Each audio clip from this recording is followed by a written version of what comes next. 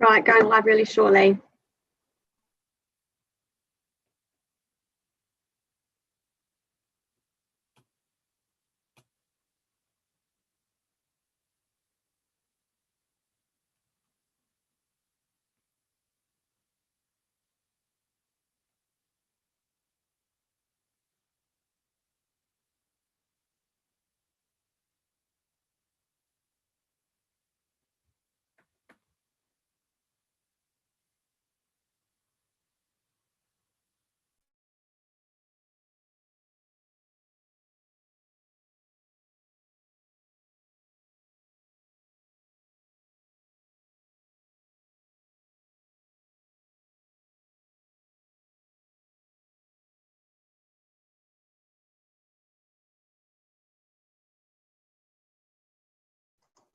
Does everything look okay, Stephen?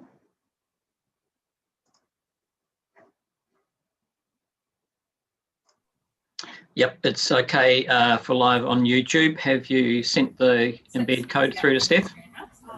Can you remind me how to do that? Sorry. Let me just see if I can do it. I may be able to do it from here. It's got analytics and edit video. So if you, that's right. I'll do that from here. Thank you.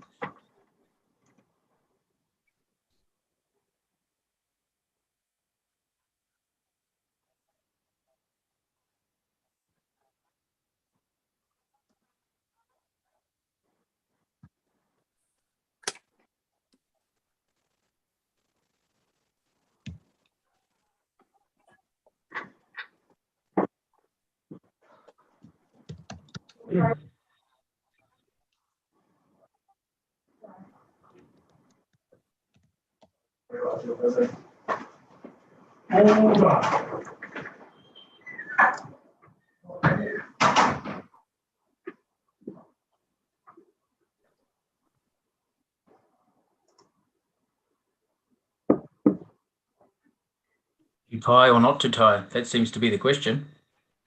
What do you think, Jenny? How do I look, Stephen? I hope you're not saying to tie there, Shane. You're looking good. Not TU. I can see not to you anyway.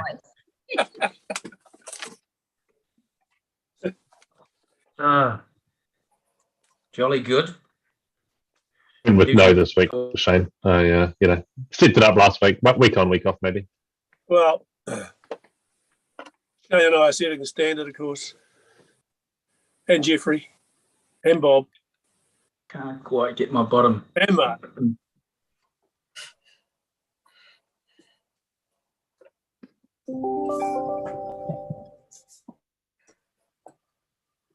Rightio, it's 1 o'clock. We're live, and the streaming is working.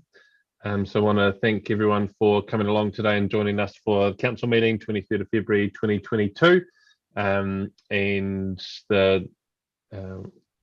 this morning or this afternoon, sorry, we have the public forum that we were unable to have last week. 2 members speaking to us this morning, as well as the normal council agenda items. I'm just going to open with the karakia and the council affirmation. Whakataka te hau ki te uru, whakataka te hau ki te tonga, kia mā kina kina ki uta, kia mā tara tara ki tai, ehi aki ana te atakura, te hiu, te huka, te hauhu, te hei mo iora. And the council affirmation, let us affirm today that we as councillors will work together to serve the citizens of Selwyn District, to always use our gifts of understanding, courage, common sense, wisdom and integrity in all our discussions, dealings and decisions, so that we may solve problems effectively. May we always recognise each other's values and opinions, be fair-minded and ready to listen to each other's point of view. In our dealings with each other, let us always be open to the truth of others and ready to seek agreement, slow to take offence and always prepared to forgive. May we always work to enhance the well-being of Selwyn District and its communities. We will. We will. So yeah, kia ora koutou everyone to this meeting. There's no extraordinary business that has been identified, but we do have an apology from Councillor Nicole Reid for her attendance today. So I'm happy to move that we receive that apology and a seconder. Thank you, Malcolm. All those in favour, please say aye. Raise your hand. Declare it. Anyone against? Declare it carried. And just a reminder that we'll be using the just raise your hand to vote yes, physical hand to vote yes, and speak up if you need to turn yourself off mute to speak up to say no to something. And if you've got a question or a comment that you'd like to make during the meeting for councillors, just use the electronic raise hand function, and that way the Zoom meeting will go a little bit smoother. So we've got two public forum, as I mentioned earlier. Oh, first of all, sorry, conflicts of interest. Are there any further conflicts of interest in the public part of this meeting that anyone would like to raise that hasn't already been registered on the conflict register? Yes, Deborah.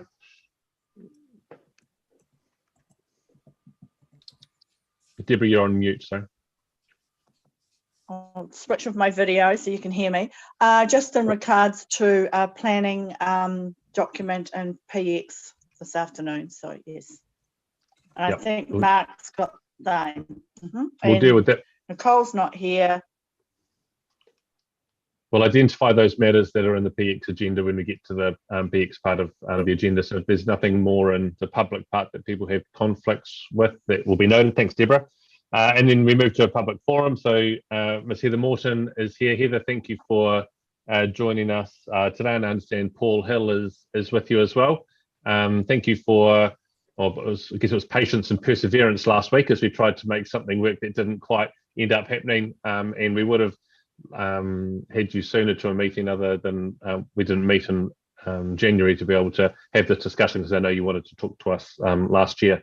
So we allow 10 minutes for public forum, and so the info that you have had and the pictures have all been shared with councillors, and I'll hand the floor to you to use your 10 minutes as you like, and allow time for some question and answers at the end. I'll hand to you. Hi, Mia and Sam Broughton and councillors.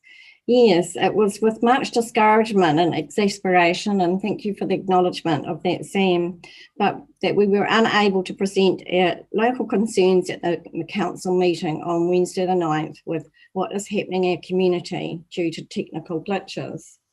And yes, I did really want to speak to you before Christmas, because that's, you know, a good 3 months has passed now, and all these things are still desperately happening in our community, which is a great concern. So it kind of creates more impersonal interaction, barriers and distance, because I am stopped from walking through your doors to deliver this in person. But it is obvious now that what I wanted to express at the meeting pales in comparison to what is happening on our Parliament grounds today, with tens of thousands of ordinary Kiwis taking a stand for the right to choose not to participate in a medical experiment. A choice that is now being manipulated into our everyday freedoms. A council of the people of Selwyn, you have a duty to what is best for our people and not just follow orders. History tells us what happens to people that merely follow orders.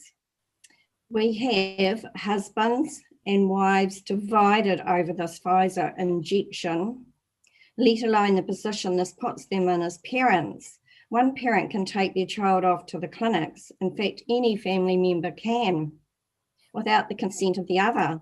The distress division this is causing is off the scale. In a normal flu year, it would be seen as an infringement of human rights to ask children to wear jackets while walking to school, to take vitamin C, D and zinc to support natural immunity, and to reduce the viruses in the community and protect the vulnerable like infants and elderly and autoimmune like myself. Sadly, most of the public officials have fallen to a military style propaganda with this mass hypnosis that this injection is the silver bullet. It is nothing like we were led to believe it was, or like the vaccines of the past. This from Dr. Malone from Pfizer as the developer. And can I ask, how many of you would have paid for this You know, for a family of 5, I'd imagine it works out to be at least 5,000 if this wasn't being paid by our taxes. Students having invested time and fees running into hundreds of thousands are not allowed to complete their courses. I know 4 people in this situation. They will not get their degrees and therefore can't get employment to pay this debt. What is their future to be now? Loss of income, socialisation, and communities divided all when our suicide rates are all through the roof. Suicide rates are through the roof. And I have Adele's story that I'll read at the end. Businesses and councils losing quality staff. I believe you two are in talks with staff about their employment situation, not because of poor performance or anything work related, but because they choose to participate in the Pfizer experiment. As a council with numerous employees, can you guarantee they will be free from vaccine injury? If not, you are lawfully responsible for them and compensation.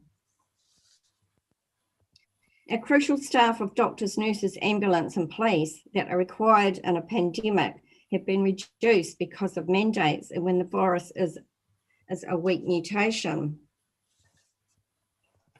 Our young elite teams in sport can no longer participate. 12-year-olds are cast aside with no teams to play in.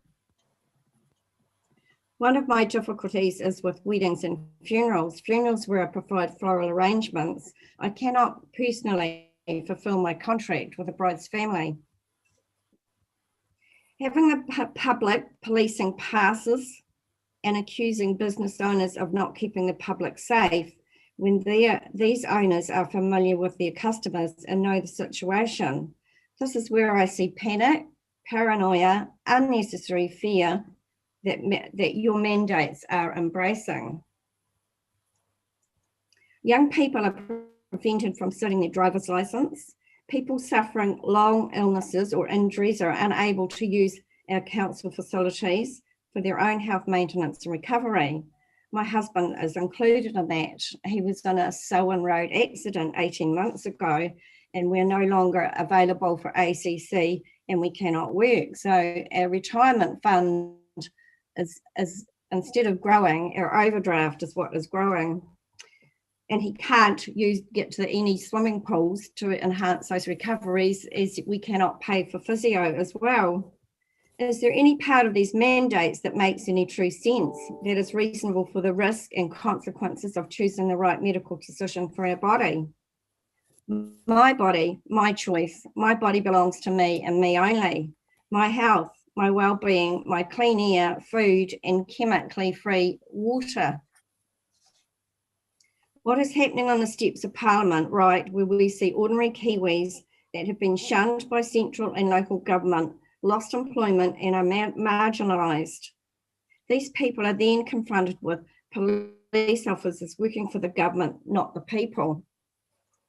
But unequal to the anguish, despair and heartache of those that unwillingly went through with an unproven injection, just so that they could go to work, to do internship, to play their beloved sport, but now or in the future will be incapacitated from vaccine injury with no acknowledgement or liability from Pfizer.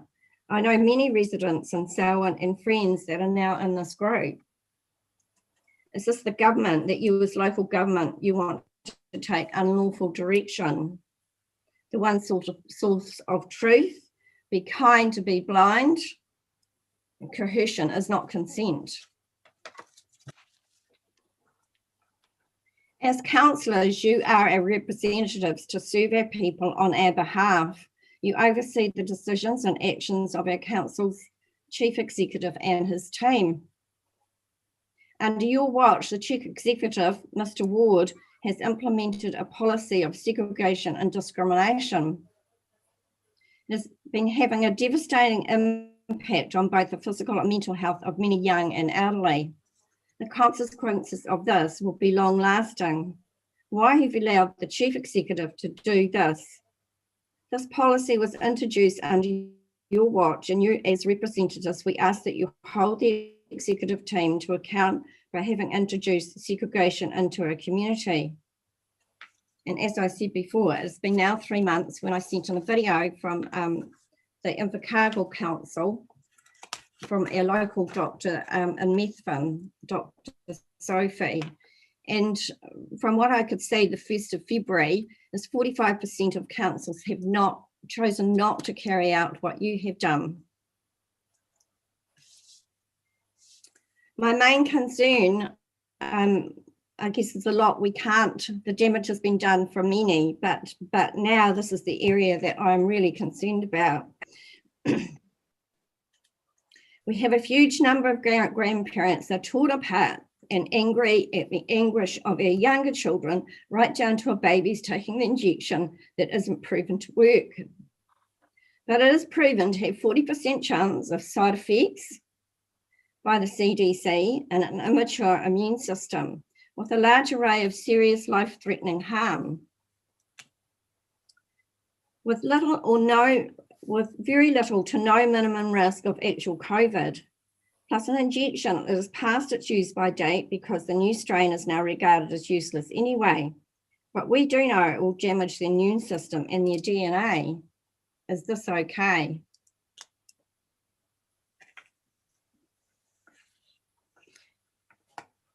You were elected to serve, and I hope with open hearts. If you haven't already become completely digitised and robotic, please, we beg from the bottom of our hearts to stop this from happening.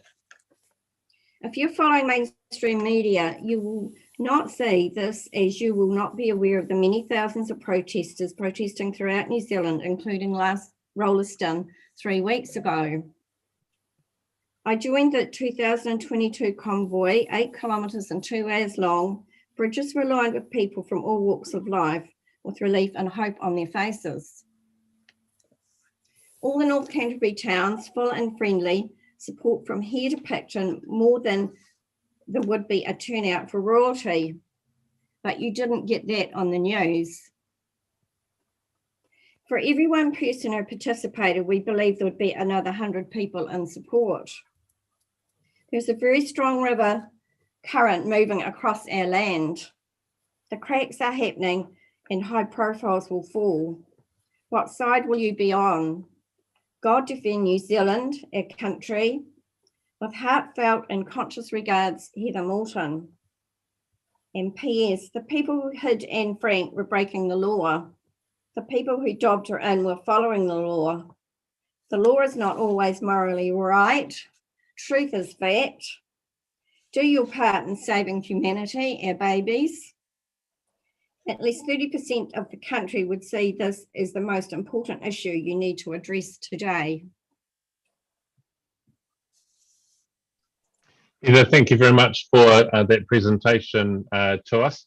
We're not going to debate the issue today. We will have a review of all of our public forum matters at the end of the meeting, but I'll provide an opportunity now for any councillors, if they've got matters they'd like to seek clarification on based on your submission today. Allow that to happen from councillors, if there's someone.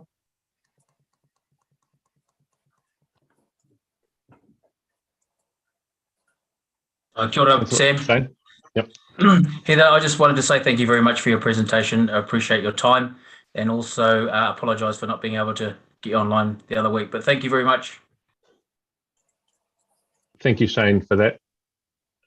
And I mean, I agree with some of the things you've said around division in our community, Heather, and I think we're all under the stress of a pandemic and not enjoying the division that's happening in whether it's families or communities.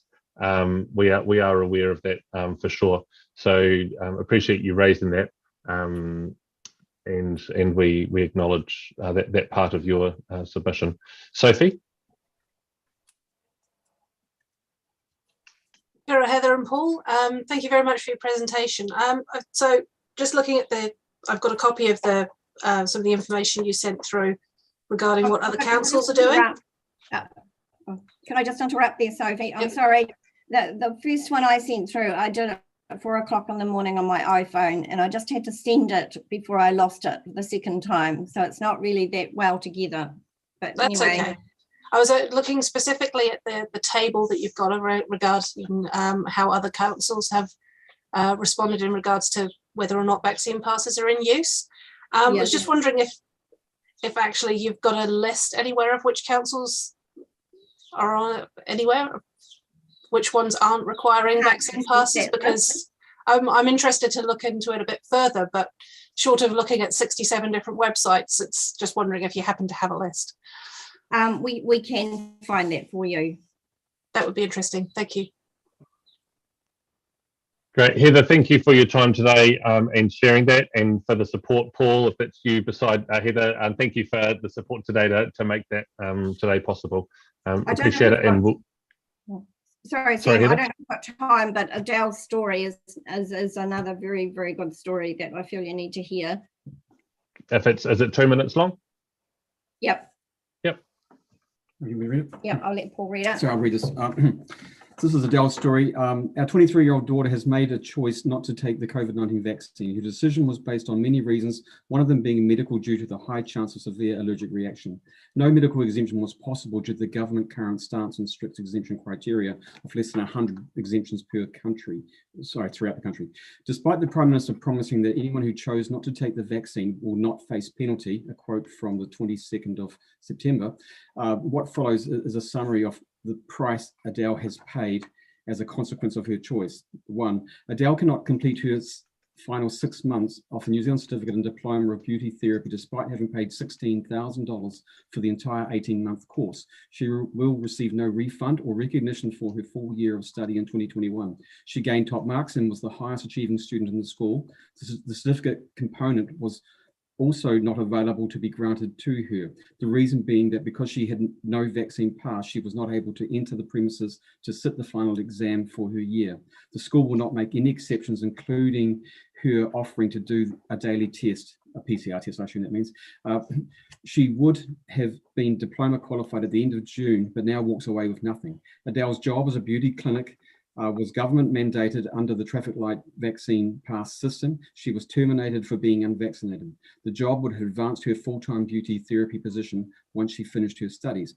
Adele sustained an injury at work during the year, which requires intensive therapy at gymnasiums and swimming pools. She is no longer able to access either of these facilities due to the vaccine pass requirements. Adele's ability to access the library and use the printing and computer services to help her prepare for any possible studies from home or employment opportunities is denied due to the vaccine pass requirements. Adele was also isolated from social circles as she is no longer able to meet friends in cafes, restaurants, or campuses, or accompany them to any entertainment events or accommodation facilities. Final statement is, this is what freedom of choice has cost Adele. Close. Thank you for sharing that with us. That closes off this first part of the public forum, so I appreciate your time today. You're welcome to listen to the rest of the meeting if that sort of thing interests you, but we appreciate what you've presented so far. Thank you. Thank you. Thank you. Our next presenter is Don Babe. Don, thank you for being here this afternoon and the presentation that you've already sent through. Councillors have had a chance to have that in front of them. So I don't know if you were planning on reading it word for word. You don't need to do that, but if you want to highlight some of the key matters that you raised there, again, we've allowed about 10 minutes for this conversation. Cheers. Thanks, Sam, and thanks, councillors, for letting me in. Is everything working all right? Can you hear me? Good, good. No, I don't want to read it again. You guys can all read, but I just wanted to see if I can share my screen and put up a few things that I don't know whether you guys saw this morning on the greeted us on our newspapers. So people are starting to get a bit serious about reducing the road toll. 2050 is a long way away. I don't know if there's sort of 40 or 50 people die a year in the Canterbury region. By the time you get to 2050, there's another sort of 1,000 people that'll be gone. So it's a wee way away, but it might be, it's good that we're doing it, but it's a long way away. And I think Selwyn needs to adopt an attitude a wee bit faster than that. Not much use getting to 2050 and thinking, oh my God, all the people that we wanted to be still alive aren't. So cycling will certainly help with this. And there's not many cyclists have died in Selwyn over the last wee while. In fact, I can't think of many. So, anything you can do that would be good. So there's that. Then just working through some of your points. So one of the things I mentioned was Roadworks. And I've got this here, which hopefully you can see. Let's see. So this is a picture I sent to the council. It's a bit small, sorry, but if you can sort of squint in and see it. So this is what this subdivision in Lincoln was like over the Christmas New Year period. Now, coming down that footpath that you can see on either side of that intersection is the Little River Rail Trail, and there's a lot of people use that. The counts up the road are a couple of hundred a day. In fact, we had 420 used it on Waitangi Day. So a lot of people are actually biking along this area. But all over Christmas, when they got to this point here, they had to either bounce over those big curbs or cross the road twice in order to go through. So I've got a picture now, which I'll try and get up, which is what they've actually done when we urge them to. And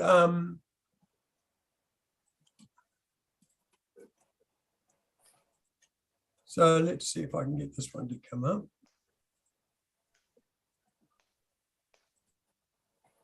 So this is all it needed.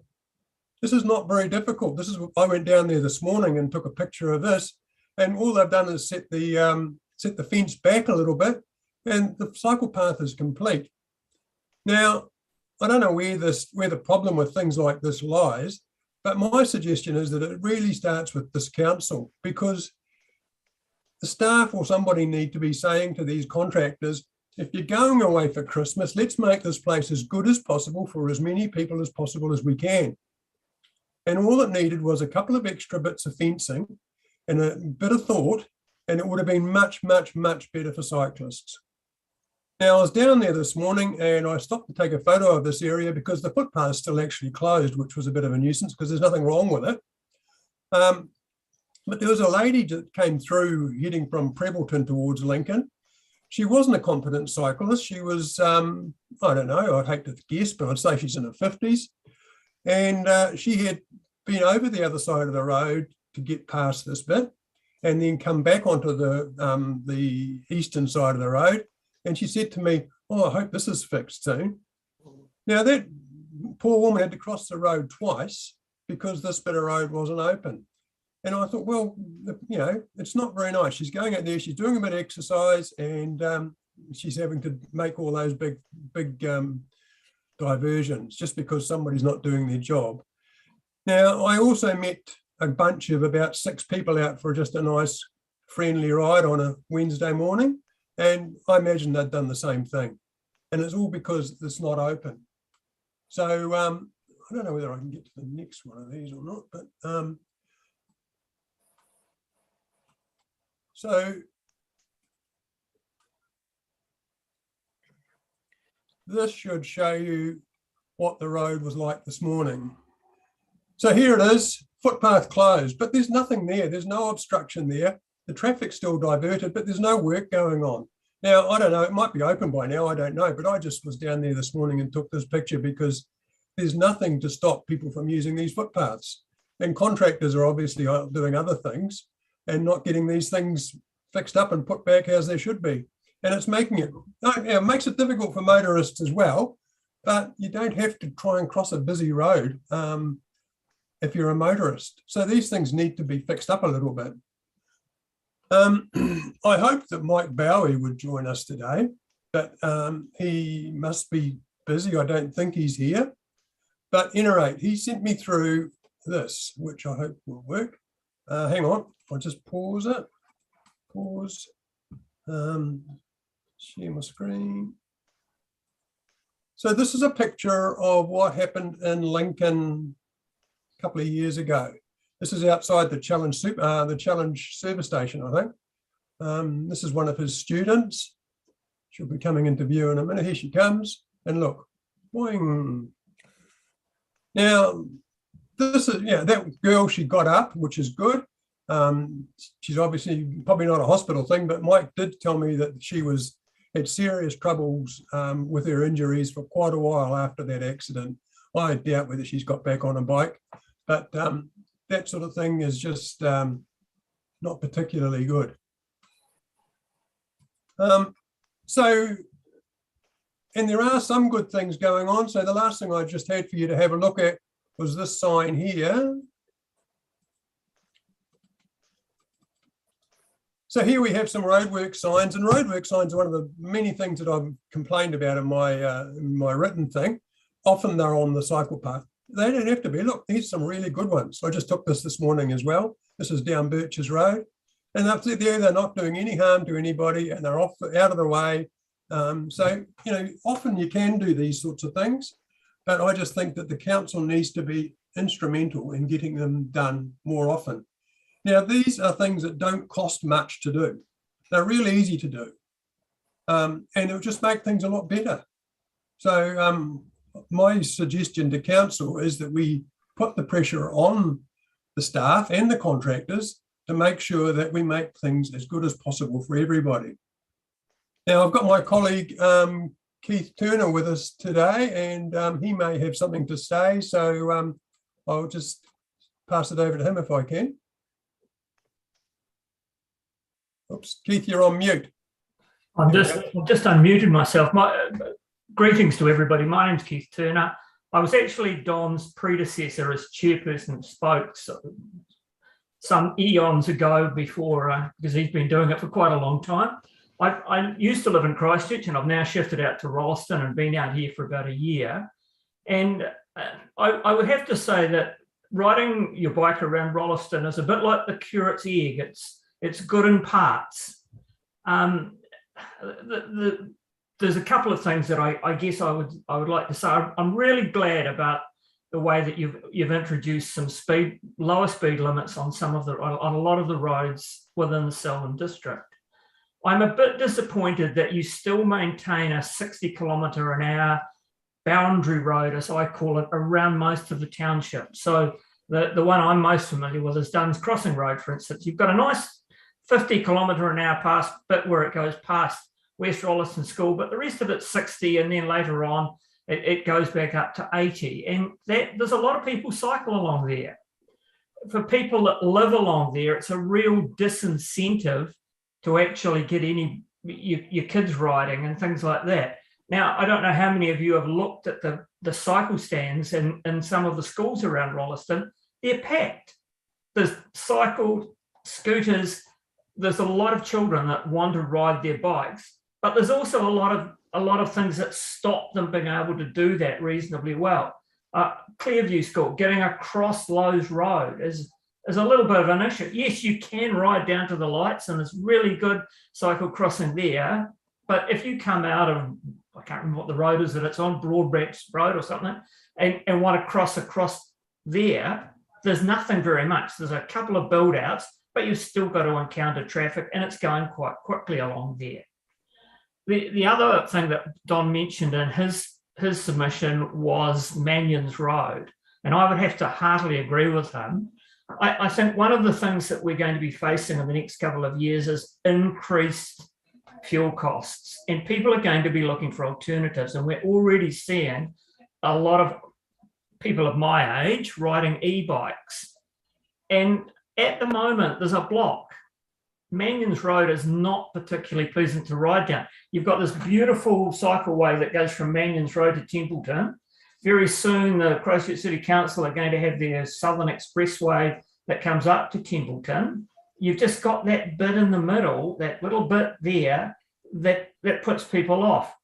The NZMCA have got their camping ground at Whedon's, which is, again, comes out onto Jones's Road where there's no cycleway. Now, I don't know how many of you get around on caravans and camper vans, but what I notice is the number of e-bikes that people have got stacked up on the back of their caravans and their camper vans, and they're staying at places like Whedon's. They're thinking, I'll ride into Christchurch, and then they look at Jones Road and say, no, I won't, I'll take the car. So, yeah, they would be, I guess, the two things. I mean, long term, it would be great to get a path a cycle path that went from Rolleston to Whedon's, to West Melton, sorry, and we went from Rolleston to Prebbleton. But those are things that you need to be thinking of. It's a shame that they weren't sort of sitting in the back burner so that when the shovel-ready projects came up, you had them there to present, but it would be good to have those in the long-term plan. But other than that, Keith and Don, opportunity to say something.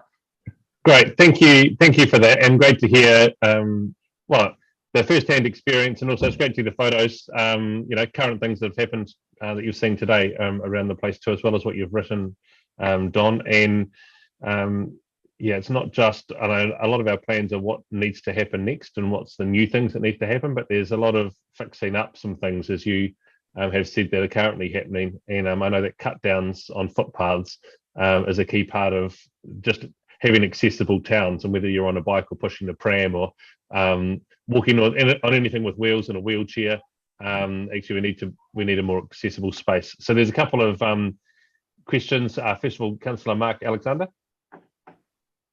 Thank you for your presentation. I think Keith probably answered my first question, which is preferable, cycle space on road shoulders or off-road cycle spaces.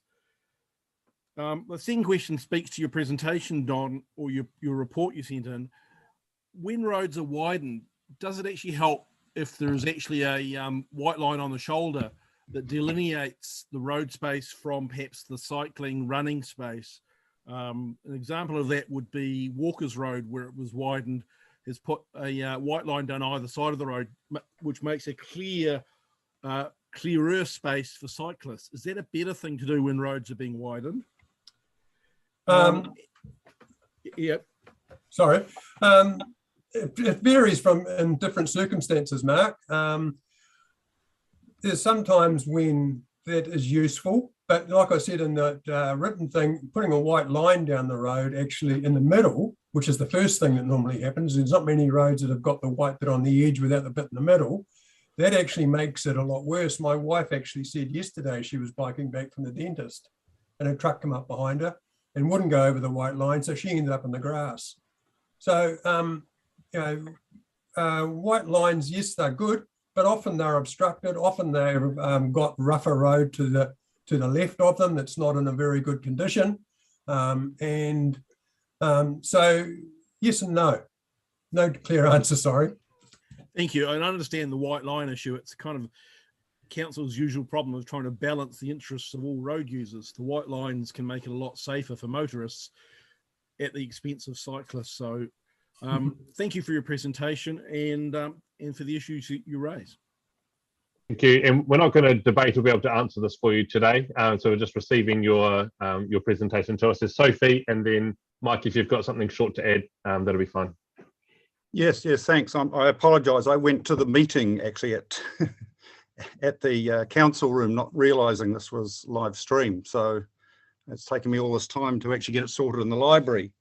The crux of my angst really is that there's too much traffic along the road. A 1 kilometre strip needs to be between Lincoln Township and Lincoln University, needs to be filled with a cycleway, just to fill that whole cycleway from Christchurch.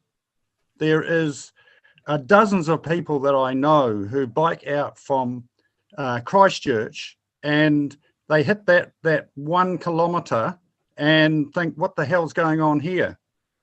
You know, I've had every week I have a close call where somebody opens a door on me, turns left, they just overtake me and then turn left. There's a lack of sense of cyclists on the road. And that's where I think actually something like a line or coloured area that delineates where cyclists should be and nobody else should be will make people more aware of this. I've had two very close calls, and Amata, who you saw on that video, she was she had pain for many months after that accident. I was lucky; I only had broken ribs. Thank you, Mike, for sharing that. Sophie, and then we're going to wrap it up. Cool. I'll make this quick then. I just wanted to say more than anything else, thank you very much, guys, for coming on. we don't hear from cyclists very often, apart from Nicole is unfortunately not here today, but the two of us like to cycle to council normally. And yeah, it's always good to hear from other people who go on bikes. Don, I agree with so much that you've written in your submission, especially around things like the finish on the roads, even sometimes the finish on the separated paths, like the one along Springston Rolleston Road at the moment is actually really bumpy. It's actually quite uncomfortable to visit, to ride along. Social connection, definitely a big thing. It's wonderful to cycle along and wave to people. You see them smile. It's quite infectious. It's so much nicer than being stuck in a metal box. And paint isn't infrastructure. I mean, it helps in certain situations. Hey, Sophie, we're not debating the issue here. We're here to receive the information. Yeah. Okay, fair enough. But thank you very much, guys. It's really good to hear from you. Shane, you got something tiny? Yeah, just short for me. Thanks very much for your presentation. I guess what would help your cause would be data. If you've got data on the increased population of cyclists, that would be good to have that or send that through as we look towards recapping our cycling walking network. Thank you. Thank you. Grant? Just a question of Mike and Don. Is the Lincoln Town Centre Master Plan as it's planned, does that solve the issues you're raising here, or is further work required on that? Look, there was a master plan 20 years ago that I saw that had a cycleway that was supposed to be there probably 10 years ago. And it just simply hasn't happened. That was promised and it hasn't happened. It's just so disappointing. What is it going to take before we actually, actually do something about this? Thanks, One Mike. death, several deaths, it's going to happen.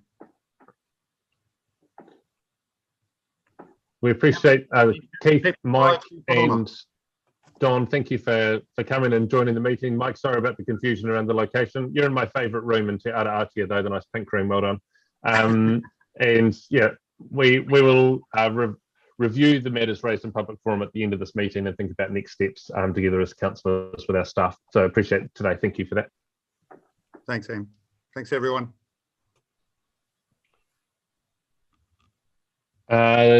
We move now to it's tab 7 on today's agenda. It's a confirmation of minutes from the last meeting on page 34.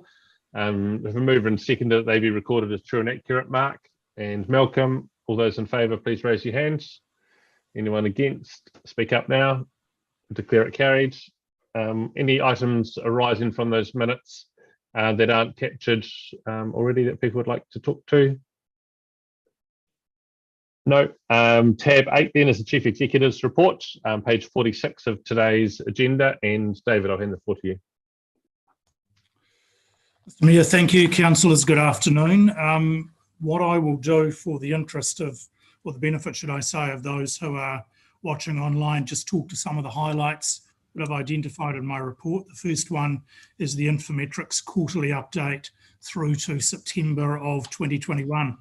Where again it showed that the Selwyn economy continues to grow strongly by 5.8% over the year to September 21, and noting that activity in the September quarter itself was down 1.5%, and that was due, of course, to the August lockout. Sustained population growth is a key factor and continues to be a key factor behind our strong economic growth.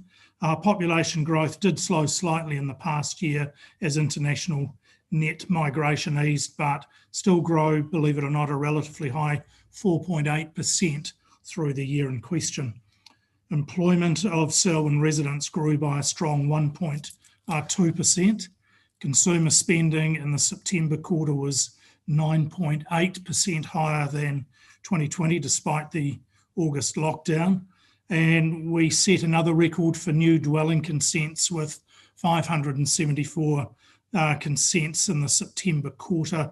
Non-residential consents are sitting in line with our long-term average, with $141 million worth of work consented in the year to September 21. So, Mr. Mayor, another very, very strong performance, and those who wish to get full details, the copy of the report is attached to my report, which can be found on the council website. Second item, Mr Mayor, is the outcome of plan change 62. So this was approved by Council in March 2021, following recommendation from the Independent Commissioner that it be approved, and Council resolved to accept that recommendation on the 4th of March 21. On May 27, 2021, proponents or appellants lodged an appeal under clause 27, seeking rezoning to living 1 or 2 of some additional areas of land included within the original plan, as well as relocation of the indicative stormwater management area and an amended road layout. Staff participated in court-assisted mediation in September 2021, and in January 22, the Environment Court allowed the appeal by making a consent order under the RMA. And in accordance with those delegations, the outcome of that appeal is reported back to Council at today's meeting. And just to remind you that staff are taking the necessary steps to make the plan change operative. The third thing that I wanted to talk about was property rating revaluations, which have just been released. Everybody should have those in their possession now. Overall showed there's been a 33.7% average increase in capital values in Selwyn since the previous valuation in 2018. The valuations are an estimate of the likely price that would have been paid for properties back in September 21. So given the way the market's moved, they're probably up a wee bit more. The new values are, of course, used for calculating rates from 1st of July 2022. Most property owners will find that the capital value of their property has increased, but, and here's the kicker, that does not automatically mean that your rates will go up. It's based around the district average. So if your property value has increased more than the average increase in capital value for the district, a property owner can expect a slightly higher than average increase in their rates from the 1st of July 22. And conversely, if the capital value increase was less than the average, you can expect a slightly lower average increase to the rates. The other thing that needs to be reminded is this is for calculating general rates, not total rates, and general rates only make up around a quarter of the total rate for most residential properties. So happy to answer any questions on that, Mr Mayor. I've also just added some delegation manual changes as a result of roles that either have been reconfigured or no longer exist. Thank you. Thank you for that, David. Is there any questions councillors have? Yes, Councillor Miller. Specifically talking about the delegation manuals, I'm assuming that the maximum value is for individual transactions, and the question I raise is what oversight is there on a cumulative basis over a year? For instance, the Chief Information Officer's 50k per transaction, I'm assuming, not on an annualised basis, but per transaction. If there was 20 transactions, there's $1 million of expenditure. What oversight is there on the cumulative basis of these transactions? Through you, Mr Mayor, yes, Councillor Miller, it is a transactional basis only, and we do have oversight on a regular basis from our finance team in terms of the delegations manual and the frequency of spending by individuals across the organisation.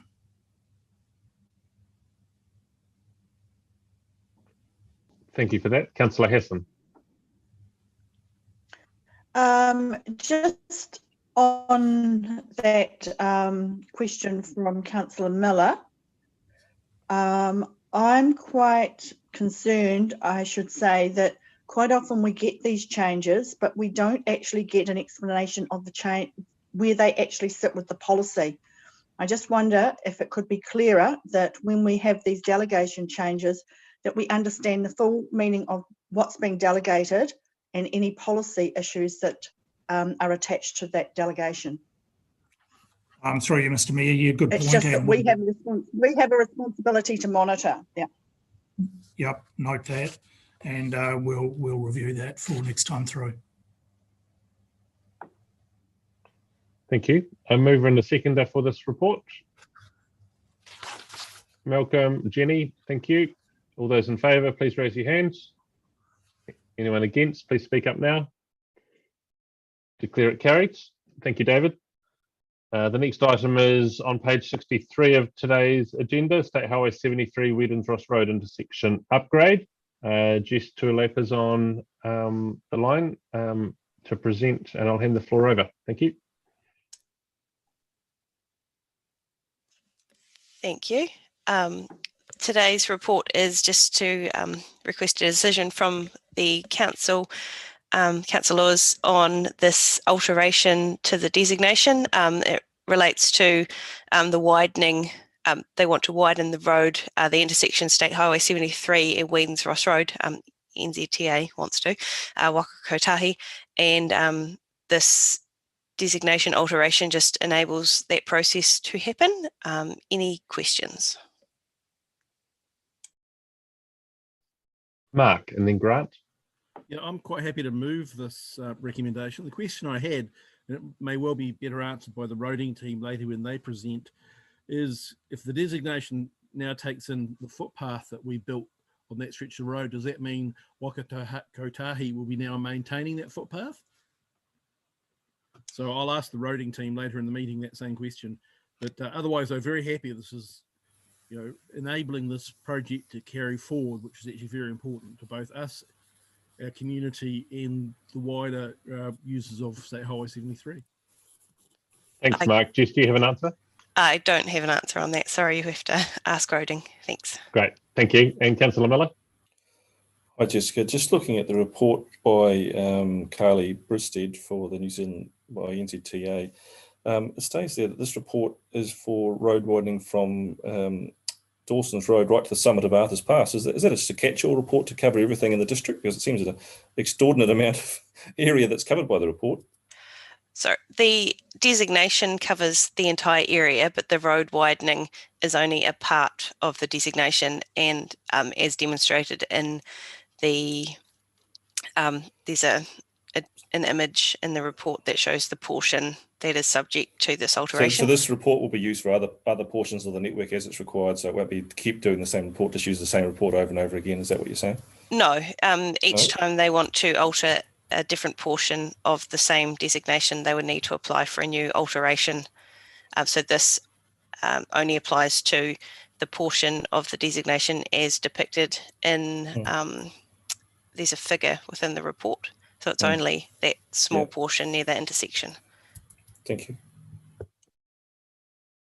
It's been moved by Mark and seconder for the report. Bob, thank you. Any further comments? All those in favour, please raise your hands. And anyone against, speak up now. Declare it carried. Thanks, Jessica, for that. Next, we go to tab 10. It's on page 76 of today's agenda, the proposed Hororata Community Centre update. There's a number of suggested resolutions there, but I'll hand to Douglas to talk us through this report, and then probably ask the three councillors who were a part of that working group to report back as well. So Douglas. Thank you, Your Worship. Thank you, Your Worship. Yeah, very useful meeting back in early February with the three councillors. There's the project that is being proposed is different from what sits in the long-term plan, but it obviously has some merit, which is why we're proposing the way forward. It's a wee bit challenging for Hororata because the heritage side of things for them is causing problems for their buildings. That's not necessarily our issue or concern, but we do need to be a bit cognizant of challenges up there. So the recommendation for you, probably best to leave the three councillors to talk through the specifics with it, and then obviously the discussion on the proposed recommendation. Thank you. Great. Jenny, Jeff, Bob, who's going to speak to us? Jenny. Thank you, Sam. Thank you, Douglas, for putting this report together.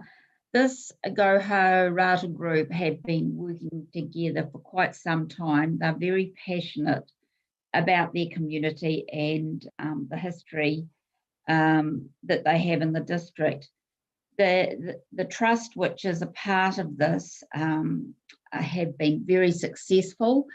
and raising money. And I think this is a big thing, part of this project. They are prepared to fund it. They've got $1 million+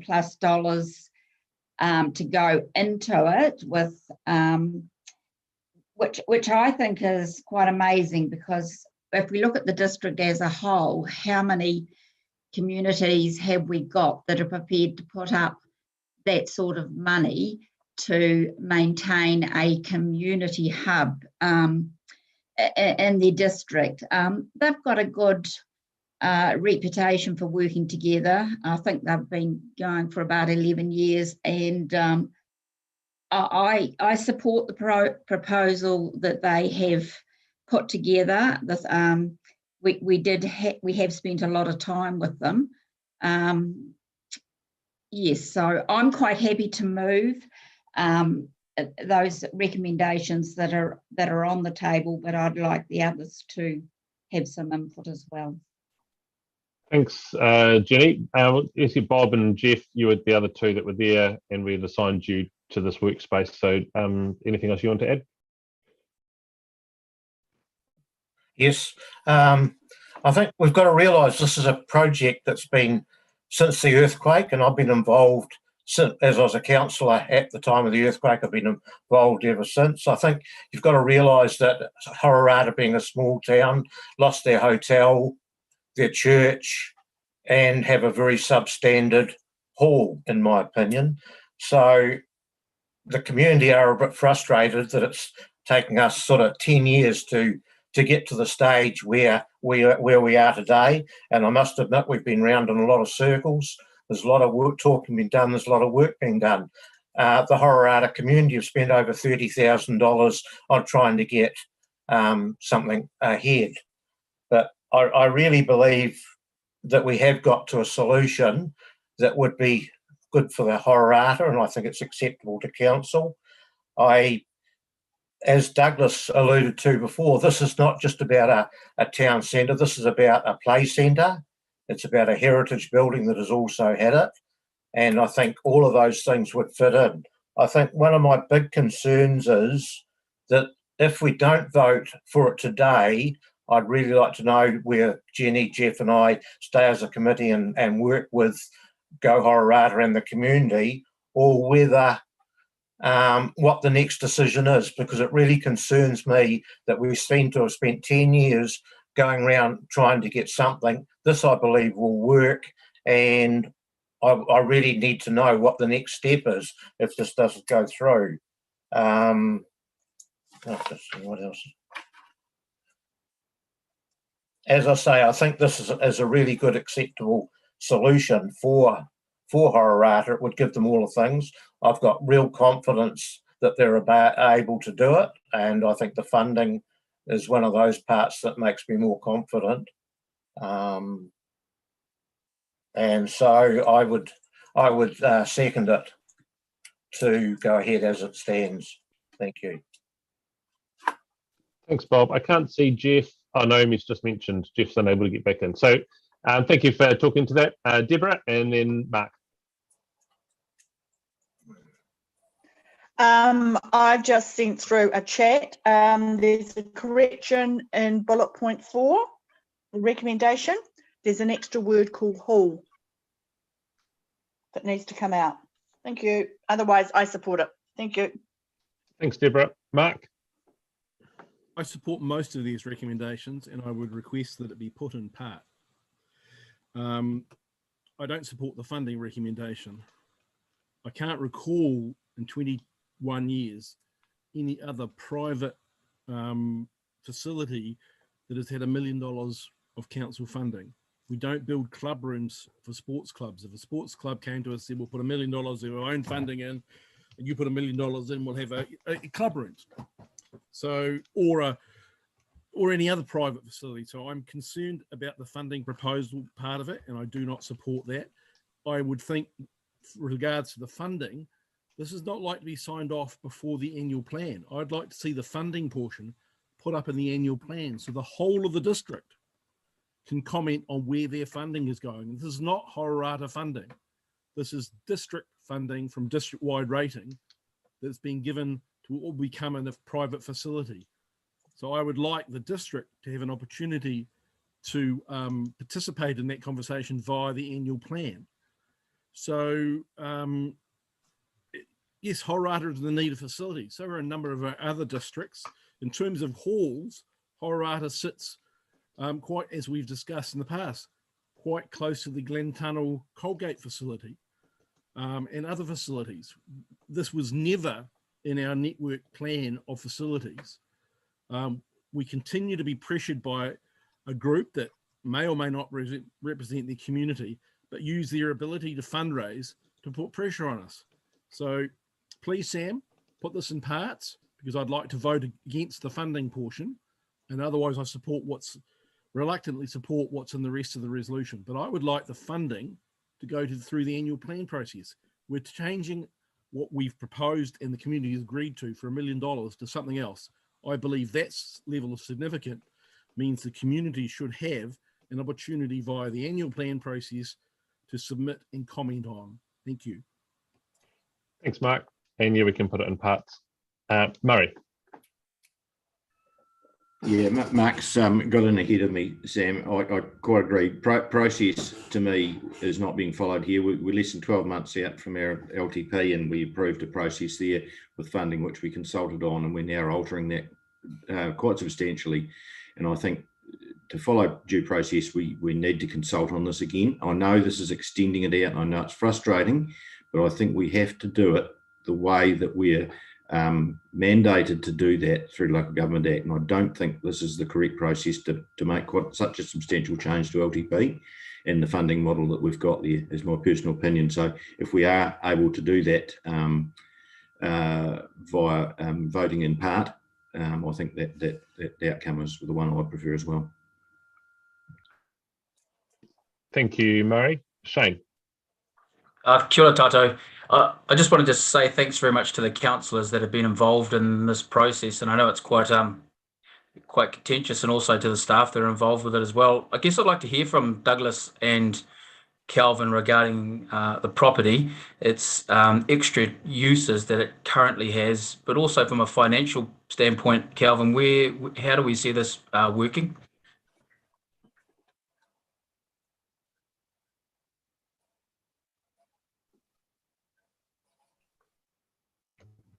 Douglas or Calvin? Douglas, do you want to kick off with property use, and I'll follow up with funding?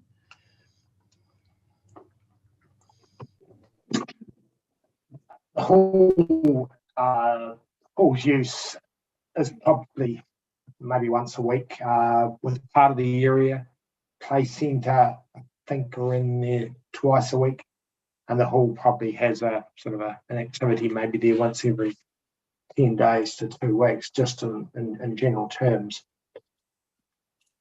The funding, like a lot of halls, there's not huge income coming in for this facility, and to be fair, even the new community centre won't generate sort of large amounts of income either. But it's not so much in community centres about the income, it's about the opportunity for place, and I think we all know that.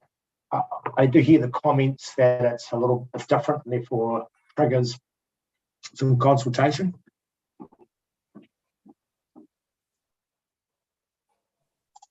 Sorry, a bit of a cough there. But if you look at the original part of the resolution, is saying that we're taking the community centre project out and we're turning it into this Horata Community Hub project. Remembering this is an all in principle resolution right at the start. So I think you're in a position where you could pass this resolution, subject maybe to give you some comfort about funding, linked to an annual plan consultation process, if that gives some comfort. They're really the key thing, and I just want to echo Bob Mugford's comment, is we just need to keep moving this one forward.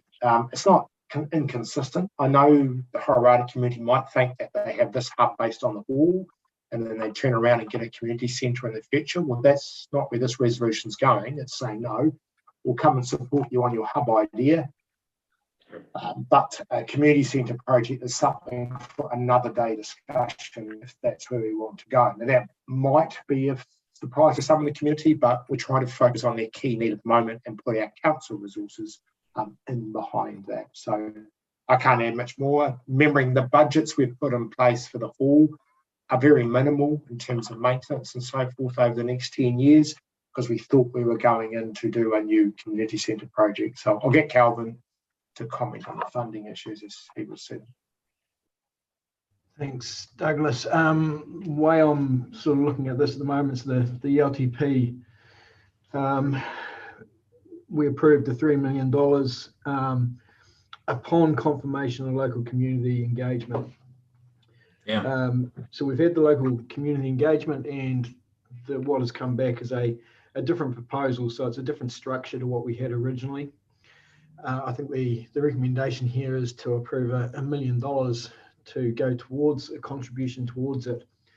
I think that if we were to make a contribution and an agreement to make it, it probably should go through the annual plan, but I would potentially agreeing it today with a proviso around the feasibility study that goes on, consultation with the community along those lines. So notionally ring fence $1 million pending a suitable outcome from those, where we discuss those and we make sure that that's covered off, along with the ongoing cost. Who does pay for the ongoing operation of a new facility and how that works, so the future business model. Because yes, we can put money in today, but do we wind up in the future where the community can no longer fund and we have a stranded asset we need to take back over? So I think there's a little bit more work to go on around feasibility, but in saying that, ring fencing $1 million today on the proviso of those conditions being met could make sense going into an annual plan. Thank you for that. Grant. Thanks, Sam. First, I want to acknowledge the frustration that probably the Horror community is feeling. I've been in their shoes. I know how frustrated you get with the speed of council travel. But having been there from the start, what I really want to know is what is a hub versus a community centre? Because clearly when we first started this process, the community was telling us that the existing hall wasn't fit for purpose. It didn't meet their future needs. It wasn't suitable at all for their aspirations for what they wanted to do in the future. And this proposal to me seems to a regressive step in some respects, is that you get a renovated hall with the existing sort of infrastructure in it. Where is the benefit or the future proofing for our community there? And I just wonder whether when we complete this project, or when Go Horror completes it, whether they'll look back in anger and say, geez, we've got something we don't, it's been renovated, but it's not good or fit for purpose for what we want. And there was 20,000 approved for a feasibility study. Is that available for us to have a look at and see what came out of that report, and to actually make sure that what is delivered is suitable for the community for the future, particularly when we add up the things that are actually here, because it's not only the hall which will be transferred, it's the endowment land will be transferred to Go Horror plus $1 million. So substantial suite of assets that need oversight onto how it is spent, and making sure that our ratepayer dollar is accounted for, whether and again, it's Calvin's discussion about the principles of how allocations made. Is it dollar for dollar as we feed through this project?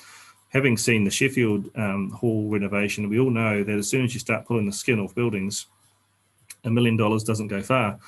And I suspect that once you take the concrete walls down around that building, you're going to find a myriad of issues.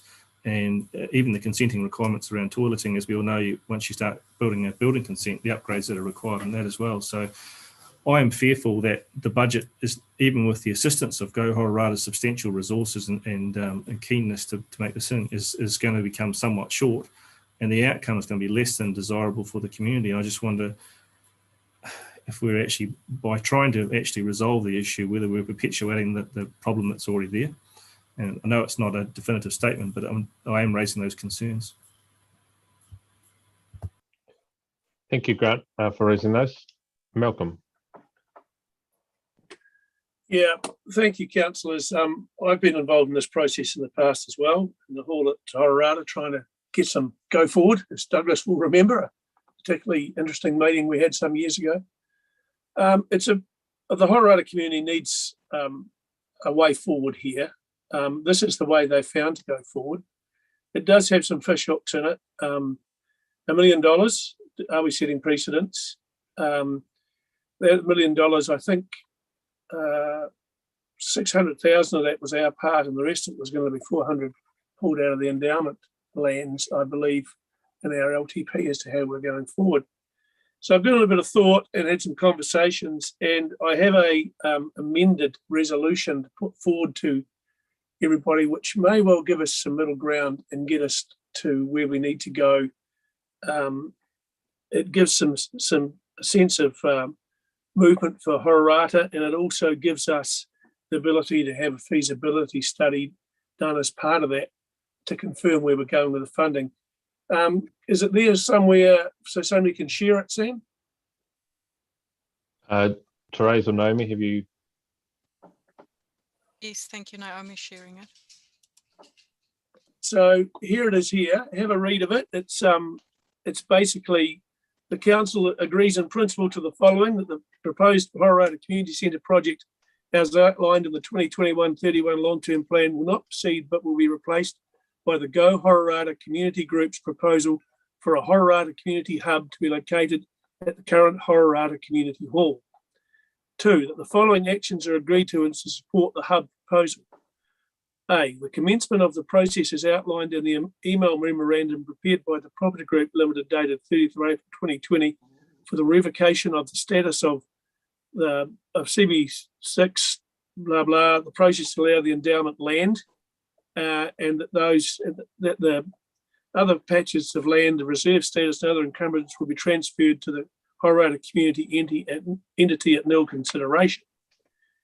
And 3 is replaced with, from the original, council agrees to set aside funds up to $1 million that is inclusive of the legal costs of achieving number 2 above, and 20K previously approved to support preparation of a feasibility report, which you mentioned, Grant, to support the Hororata Community Centre project. That council would transfer the funds once it has received a report from the community committee and is satisfied on the feasibility of the project and the long-term operation of the facility when completed. The report will include project feasibility, consultation outcomes, a comprehensive design and building cost for the project. 4, that the feasibility study being developed by Hororata Heritage Group for the conversion of the Hororata Hall to a museum will be provided to the council for its consideration by 31st August 2022. 5, the process report on the actions outlined in this recommendation be provided by council staff to the council on the 31st of August 22. That the final report will need to be adopted by the council to complete the in-principle stage of this request. Council agreed to set aside funds of up to $1 million to support the Hororata Community Centre project. The council will further consider transferring the funds once it has received a report from the project committee on consultation outcomes, a comprehensive design and building costs for the project. Full budget for the operation of facility. Council costs associated with these activities will be met by the funds that the council has agreed to set aside. In the interim, funds be retained by the STC in the name of the Hororata Community Centre Project Committee. Now, councillors, I'm hoping that you might accept this as a way forward, and it also will help Hororata and help us get feasibilities and give us a real roadmap of how we're going to achieve this. So I will move that amendment. Thank you, Malcolm, for that. I guess the key part that has come up in the conversation that isn't there is a subject to annual plan confirmation, which sounds like from the conversation so far, there's the council is looking for that type of community feedback, and I think we need to remember too that actually the Go Hororata is representative of so many in the community that is the community feedback, and actually we've probably had that now and many times, and Bob has brought that to us. So I don't actually foresee there being a problem there, but I understand the process needs of the group. So Malcolm, thank you for putting that forward. Sam, I'm happy to add the inclusion of approval for the annual plan into that if it needs to have that. Okay, thank you. Just process-wise, I guess the original motion's been moved and seconded. This is an amendment just to number 3, really, within the original motion, and rather than getting too stuck down on seconding and moving amendments and things, if we could, if someone wants to second it, then we can have some discussion on it as an amendment, I suppose. But I don't want to get into a particular vote and without having some discussion to begin with. So is someone happy to second this as a course of direction for discussion now? And then I'll hand to David. Murray, thank you. David, I'll hand to you. Thank you, Mr. Mayor. Just a couple of suggestions. Firstly, the wording in number 3, line 3, says to support the Colorado Community Centre, probably should be the Colorado Community Hub project. And in respect to those comments about consultation, why don't we insert some words at the start of number 3 that says that council consult in its draft annual plan on a proposal to, and their next words are set aside funds.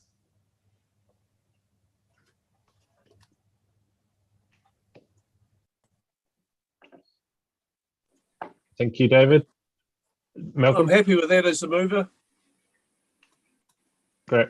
And a slight nod from Murray, so we'll just let the discussion continue along those lines. Great. Mark? Thank you. With the alteration proposed by the Chief Executive, I'm happy to support this amendment. I think that it now meets the consideration that I had that this being district-wide funds need to go back to the district. So thank you, Malcolm and Murray and David, for the wordsmithing of this. I'm now able to support this amendment. Thank you. Grant? Clause 2B, I think it is proposed. It doesn't. It's at the moment. It's definitive that we will change that title for nil consideration. I think that's an in principle decision as well, and it's not a.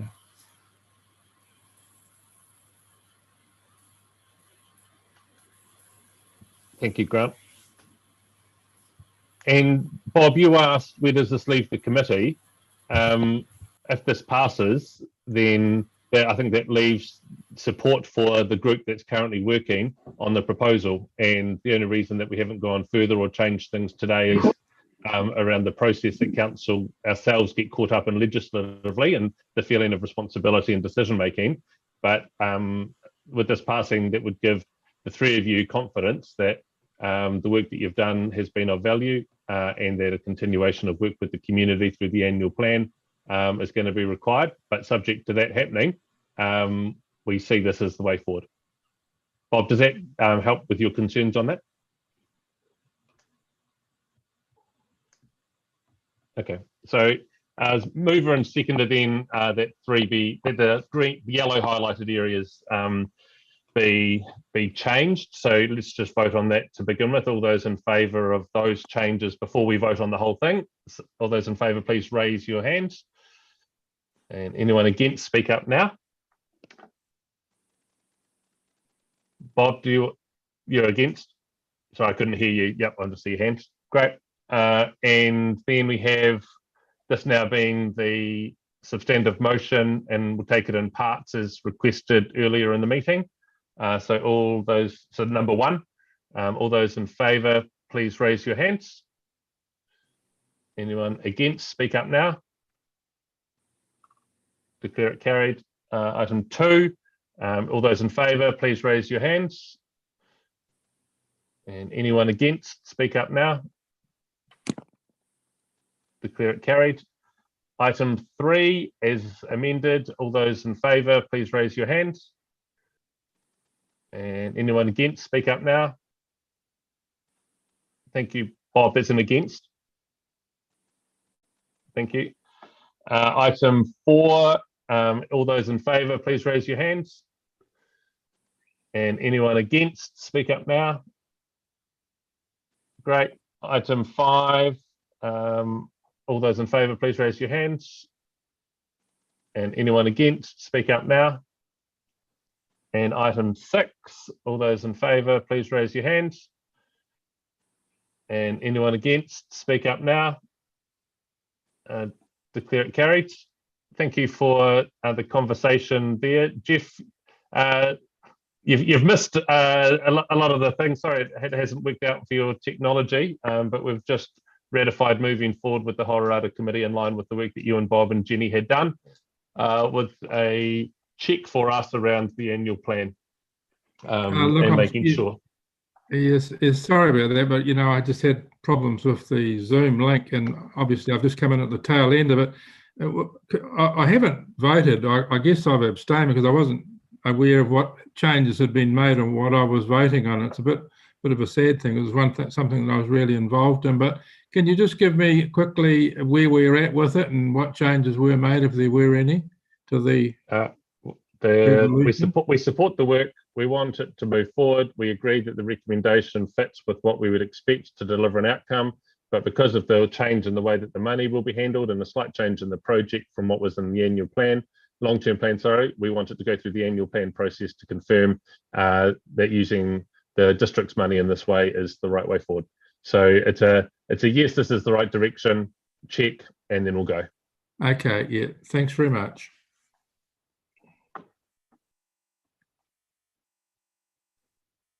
The next item on our agenda is on page 89. It's tab 11, and it's a transportation monthly update. And so welcome our transport staff to the meeting and invite them to take the floor. Good afternoon, Mayor and Councillors. Thanks very much for being able to attend the meeting. So I'll just run through it as I usually do, starting with section 4. So we're still waiting for Wakatahahi to provide their draft technical audit report that was from the audit that was taken on our network at the beginning of November. So yep, we're still waiting for it, and we'll obviously, when we get that, look at it and go from there. I've also mentioned there, obviously, we've all been working towards getting our projects and adjustments in for the 22-23 draft annual plan, and the transport area is no exception. So no doubt when that time comes, we can have a talk about some of those changes that are being brought forward as part of that process. In terms of the Camry Regional Transport Plan and various work streams, I just make the comment there around public transport. The Greater Christchurch Fair Review keeps on keeping on. And the latest news that we've had from ECAN is that they are going to be consulting on what their view is on fare structures through their annual plan process, which will or will not, I'm not quite sure yet, discuss what their view is on the Aotea Collective for free fares. So that's going to be an important thing in terms of just understanding what their position may be before perhaps we need to get involved in that. And of course, what the council may then decide we can put into perhaps a submission on ECAN's plan. The work on MRT continues. The spatial plan, 2050 spatial plan, but the group has also been talking recently around needing to sort of test things a little bit more thoroughly in regards to getting to a real world example. And at the moment, we're thinking about looking at how MRT is the sort of first cab off the rack, probably the wrong terminology, but the first bus off the rack or train off the rack in regards to perhaps the Riccarton Road MRT corridor, which is probably seen as probably the first one that would be justified in terms of progressing, just to see how MRT would fit into that environment and around the sort of requirements around intensification that we're needing to work to as well. So in regards to plan change requests, a lot of work continues to be put in by staff and supporting consultants on the transport aspects with the plan changes, and notably over the last 2 or 3 months since last reporting, plan change 69 at Lincoln, 68 at Prebbleton, and 71 at Rolleston, which is the whereby the stables are, have been notable and sizable applications that we've been dealing with recently. We're also aware of further fast track COVID applications for Rolleston that may be occurring as well. So just touching on the main strategic transport projects, I made the reference there in regards to the Rolleston State Highway and Access NZ Up project. And as you probably well know from my comments previously, the overall project team continue to thoroughly investigate options, particularly around the flyover alignments and cross-highway connectivity.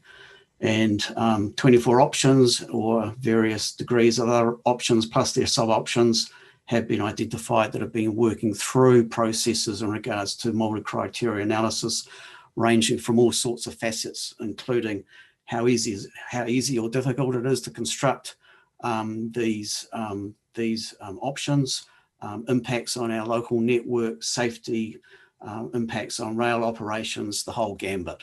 So again, I make the point that it's being very thoroughly investigated, and we're anticipating that the Transport Agency will come back and have a discussion with council on those on a preferred option, and the process they've taken to get there before this goes out to consultation.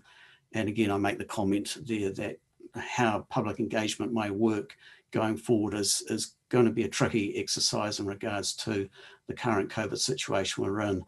So they'll need to develop a strategy around that. West Melton traffic signals, I acknowledge and appreciate you passing the designation earlier in the meeting, the adjustment to the designation, so that's great. And as I said in there, where the Transport Agency is going through a number of processes at the moment to discuss and coordinate with joining landowners in terms of those aspects. Certainly the detailed design has been submitted to council for checking and approval, and we've done that, and that information or our comments have gone back to the agency in regards to some issues minor issues that we've sort of brought up from a technical basis. Tankridge Road sealing, I think, as I said last week when I was down there, about half of it looked like it was sealed. Probably the rest of it's sealed by now. So that's been a very good project to get sorted out, and it's a joint venture between ourselves and Fletcher Homes. Moving on to the Greater Christchurch Partnership, again, 2050 spatial plan keeps working along, but there's also some very significant work streams that are occurring through the transport managers in terms of looking and investigating the likes of a Greater Christchurch transport plan, how we bring and accelerate PT futures and amongst that, and also how what the Christchurch transport plan may be saying and what we need to start coordinating with that. This is all around this whole aspect of making sure that we're in a position to have a one story, one joined up conversation, whether it's between ourselves in terms of delivering outcomes to right to the extent of if we need to engage with the Transport Minister and the government in terms of being able to get additional funding for transport expectations in Greater Christchurch. Just moving quickly on to the councillor requests. Again, no response to our letter regarding the State Highway Review, although Mayor Sam has been in contact with them and James Cable in particular over the last week, just giving them a reminder of that. And I know that Ashburton District Council have also sort of started wanting some information as well. So there's obviously some interest in this. Street lighting upgrades, those two projects, as we've been talked about before, have gone through as an addition or as part of the proposed annual plan for 22-23, so that can be discussed at the time. And probably the only other one that sort of reared its head just before Christmas was the intention for council to underground or complete the undergrounding of Glen Tunnell. We originally anticipated that could be funded from our undergrounding account and the interest that we get from that, which is sort of currently sitting at around 500, 600K. But the estimates that Orion have provided far exceed what that can be funded from that. So again, that project, the funding for that project has been put forward to the annual plan process, because the only way that it can proceed is through it being specifically funded. And again, that will be, we can discuss that at that time. So that would be my part of the update, Mayor Sam. Thanks, Andrew. We'll just deal with questions from your part before we move over to Graham. There's a couple of that Deborah Heston has asked around 4.5. And are we taking development contributions towards the project at 4.5, the council request? And also, is there an update on the DCs or proposed DCs for the implementation of Lincoln Structure Plan Edward Street upgrade? In regards to those lighting projects, yes, they have been, or there will be an adjustment to our DC policy to include those if they get approved for the 2022-23 annual plan. And I'm not quite sure about what was the next one in Lincoln? Can we have an update on the proposed DCs for the implementation of the Lincoln Structure Plan Edward Street upgrade? I think you mean the main street, Gerald Street, because that was the main plank to the Lincoln Town Centre upgrade. Yeah, just reading Deborah's comment there, you can see. Deborah, if you can hear and want to clarify the question, you're welcome to. Oh, okay, thanks. I've seen that. We'll definitely. Sorry, Deborah. Sorry, it is Gerald Street. Yeah. No, that's okay. Yes, those projects have already been included into our DC policy as was adopted for the current LTP. So they're all happily sitting there, gathering up those DCs as we can. Thank you, Mark. Thank you. Andrew, I asked you earlier, and the planners couldn't answer it. If Waka Kotahi increases the designation at Staho 73 at West Melton to include the land at which we build a footpath, will they be responsible for maintaining that footpath, given that it will be within their designation? Usually in situations like that where a state highway goes through a township, the transport agency is responsible or assumes responsibility for the roadway, that is the carriageway and for instance the curb and channel. But anything beyond that is usually seen as infrastructure servicing the township. I understand your point, and it's a good point. With projects of that size, we also go through a process with the agency to actually sit down and nail down these things so that we have an agreement going forward on who's responsible for what, whether it's a footpath or a water race or whatever. But generally, that's the way it works. Thank you. I was rather a little bit tongue-in-cheek, hoping that they might pick it up, but expecting that, as you said, that they probably won't. Second question is with regard to street lighting. Lincoln Rollston Road, there's a resource consent application for a significant commercial activity on the other side of that road. Are we likely to recommend that they have to install street lighting on that side of the road as part of that, if and when that resource consent might be granted? Yeah, good question. Certainly through let's start with this one, with Plan Change 71 and that existing ODP4 area and the proposed plan change area associated with 71.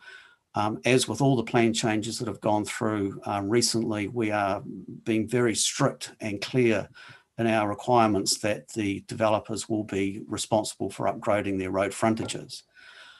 We've also got in the mix with that particular one now the application from Foodstuffs for their pack and save. And if I put it carefully, I think there is perhaps some reluctance, whether from developers or specific applicants on some of those obligations, which we're having to manage.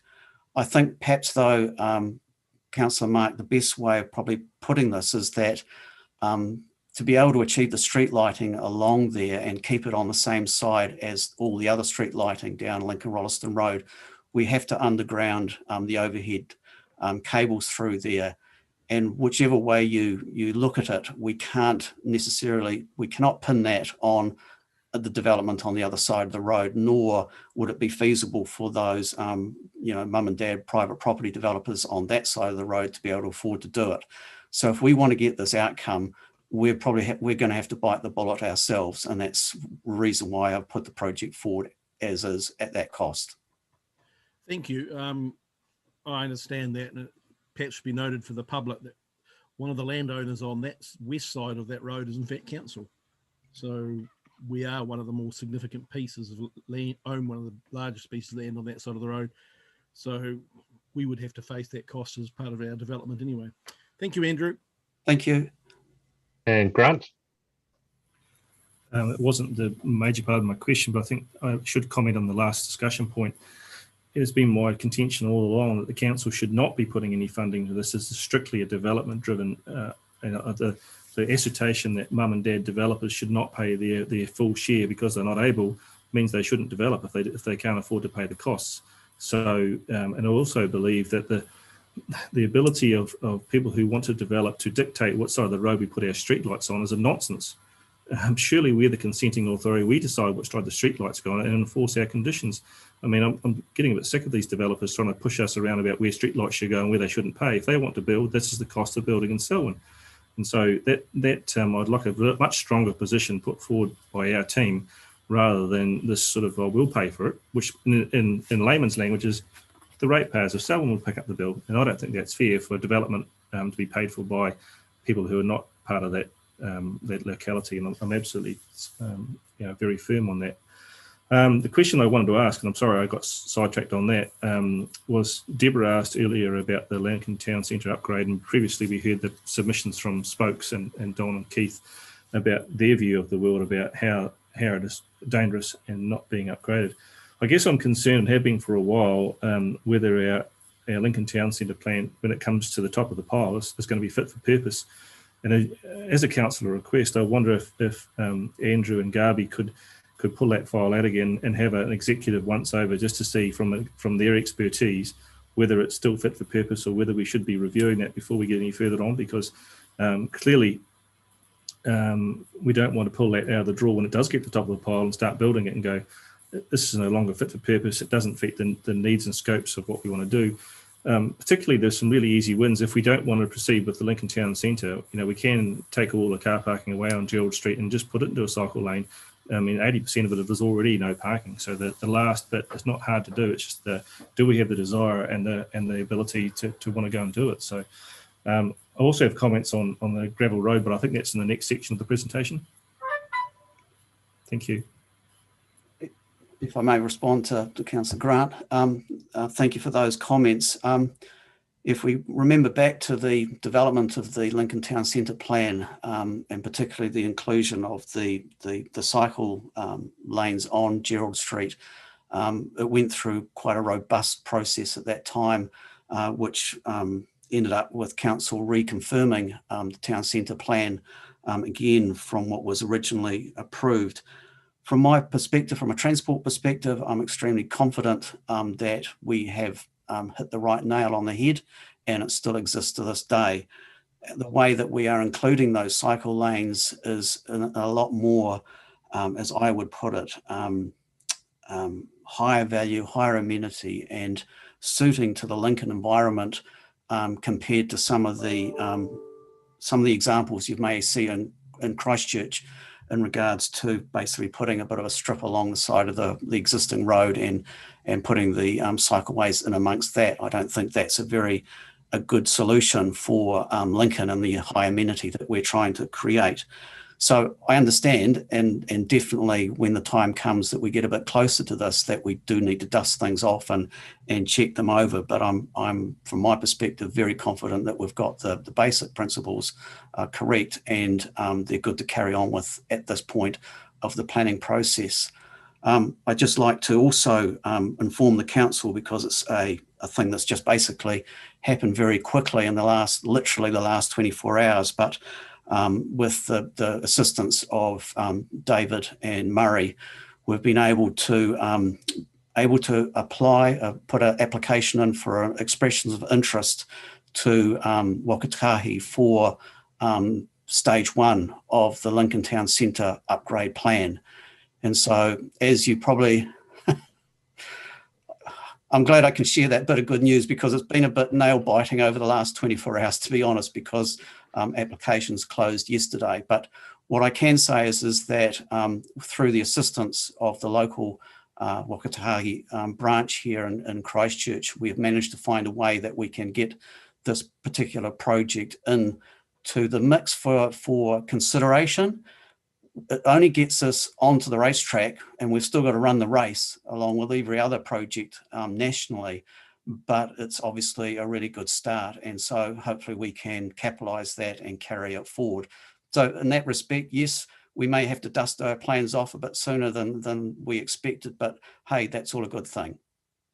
Andrew, that's really brilliant news. You know, we were really pushing for that at the end of last year, and I know we put a lot of pressure on our staff to try and find a way through. So well done on your negotiation skills, and if that's James Cagle and team at Waka Kotahi, pass on our thanks for working with us to get something that obviously fits the criteria, but wasn't in the National Land Transport Plan. And if that was the only hurdle, it seemed a bit silly that was the reason why it wasn't. And so thank you for that work. I appreciate it, and I'm glad we can share that bit of good news today. Mark? Yeah, sorry, one further question. Andrew, I'm not sure whether it's you or Sam that should report back on this as the Road Transport Committee from Friday, the notice of motion from another party about investigation to passenger rail. Just wondering who and when that gets reported.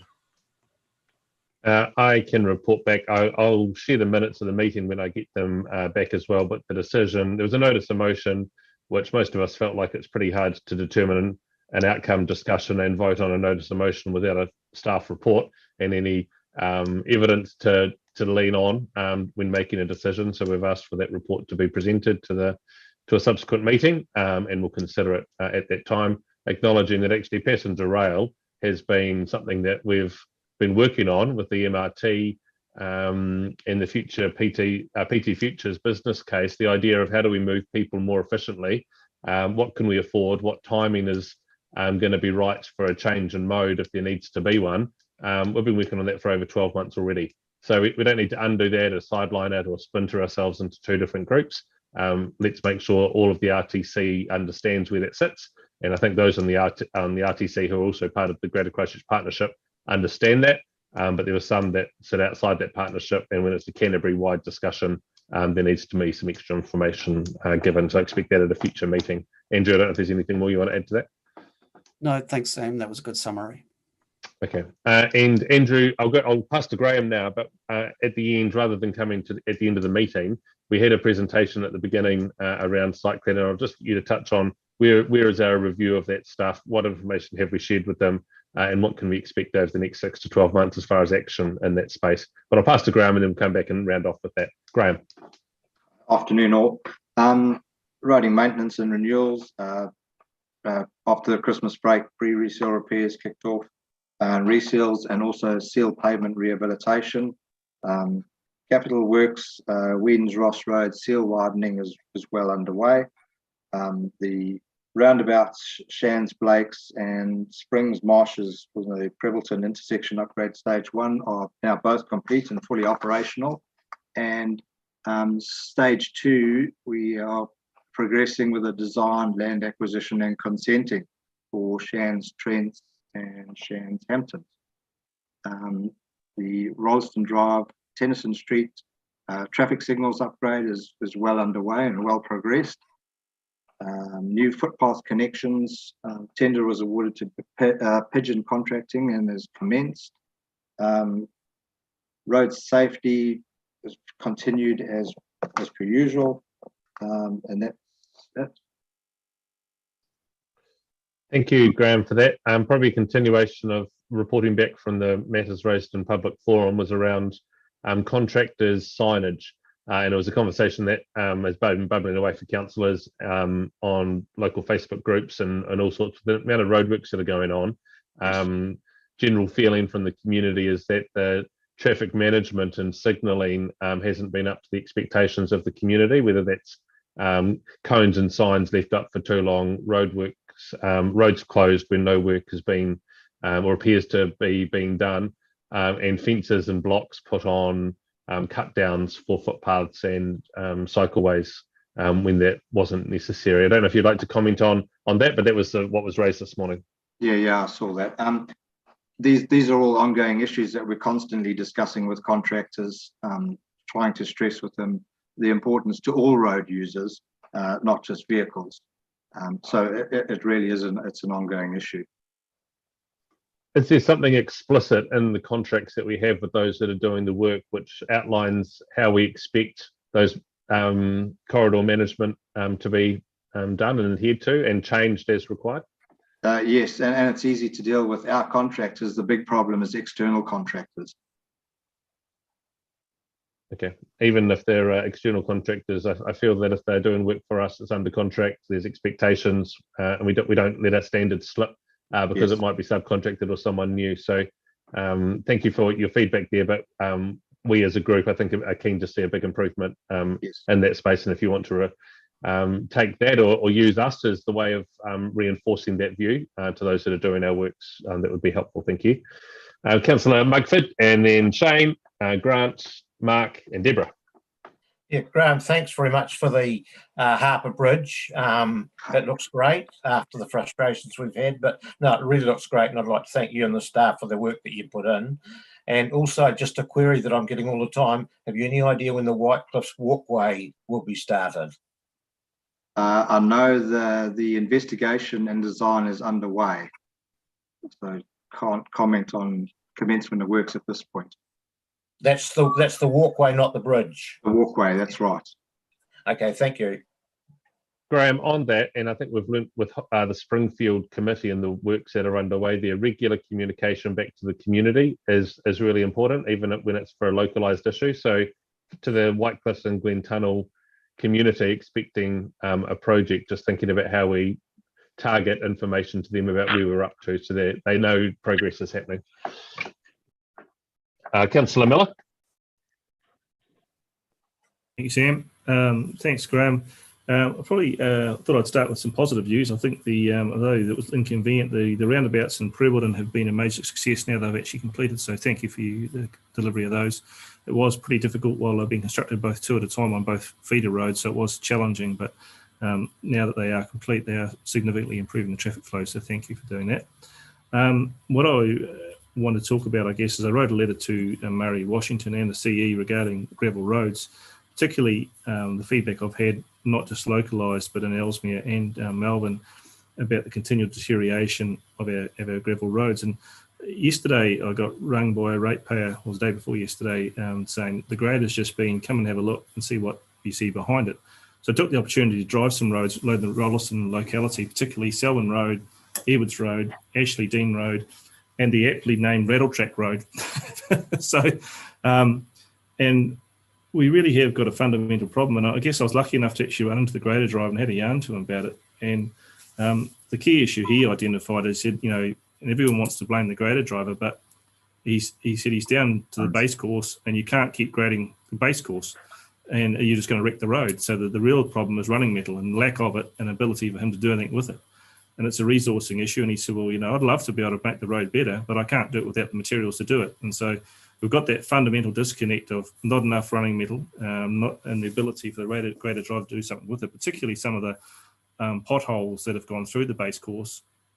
And when he currently grades it, you're just grading metal into potholes. And as soon as a decent truck comes along, it washes it out. And a poor old car comes along, and I was in my mighty Toyota Vitz. She had trouble handling some of those potholes, and I hate to think what other people are finding with their vehicles. So I did raise it with Murray and David, and I am expecting a reply. But I just thought I'd bring it up at a public meeting because it certainly is an issue which is solvable, but it appears that we don't appear to have a plan. Yeah, so yeah, your concerns have been received and they've been investigated, and we're putting a response together for Murray to send to you.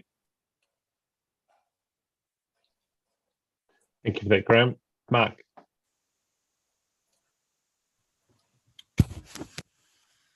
Thank you. Just 5.2, the update on naming of new roads, the Rolleston Reserve. I had passed on the Rolleston Resident Association's recommendations. You may not have had a formal letter from them. That's because they've been undergoing some changes to the committee, but they did make two recommendations. One of the first, which was, if possible, simply renumber the existing properties in Wordsworth Street and carry that name on. The second was, if that's not possible, then Christensen Way.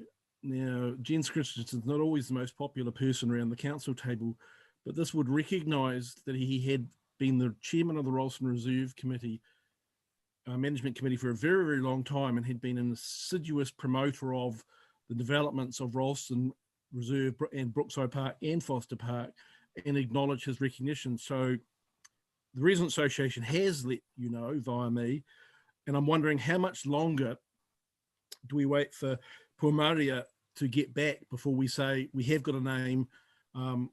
If council's not happy with renumbering Wordsworth Street, then Christchurch Way as a recognition of somebody who had significant input into the Ralston Reserve system. Yeah, okay, I haven't received that letter. I haven't seen that letter. So as soon as we receive it, we can make that call. Yeah, I think there may not have been a letter per se, but I've certainly communicated it, and I did so via an email. So they have a meeting next Monday, so I'll ask the new secretary to please send a letter, or the chairman to send you a letter to acknowledge those recommendations. Yeah, that would be good. Thanks, Mark. Deb?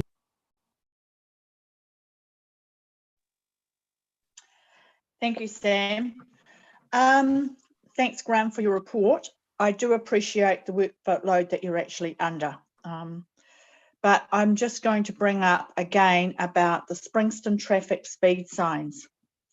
Is it appropriate to have this actually put under councillors' requests until this project is completed? Because Springston's actually paid the money for it.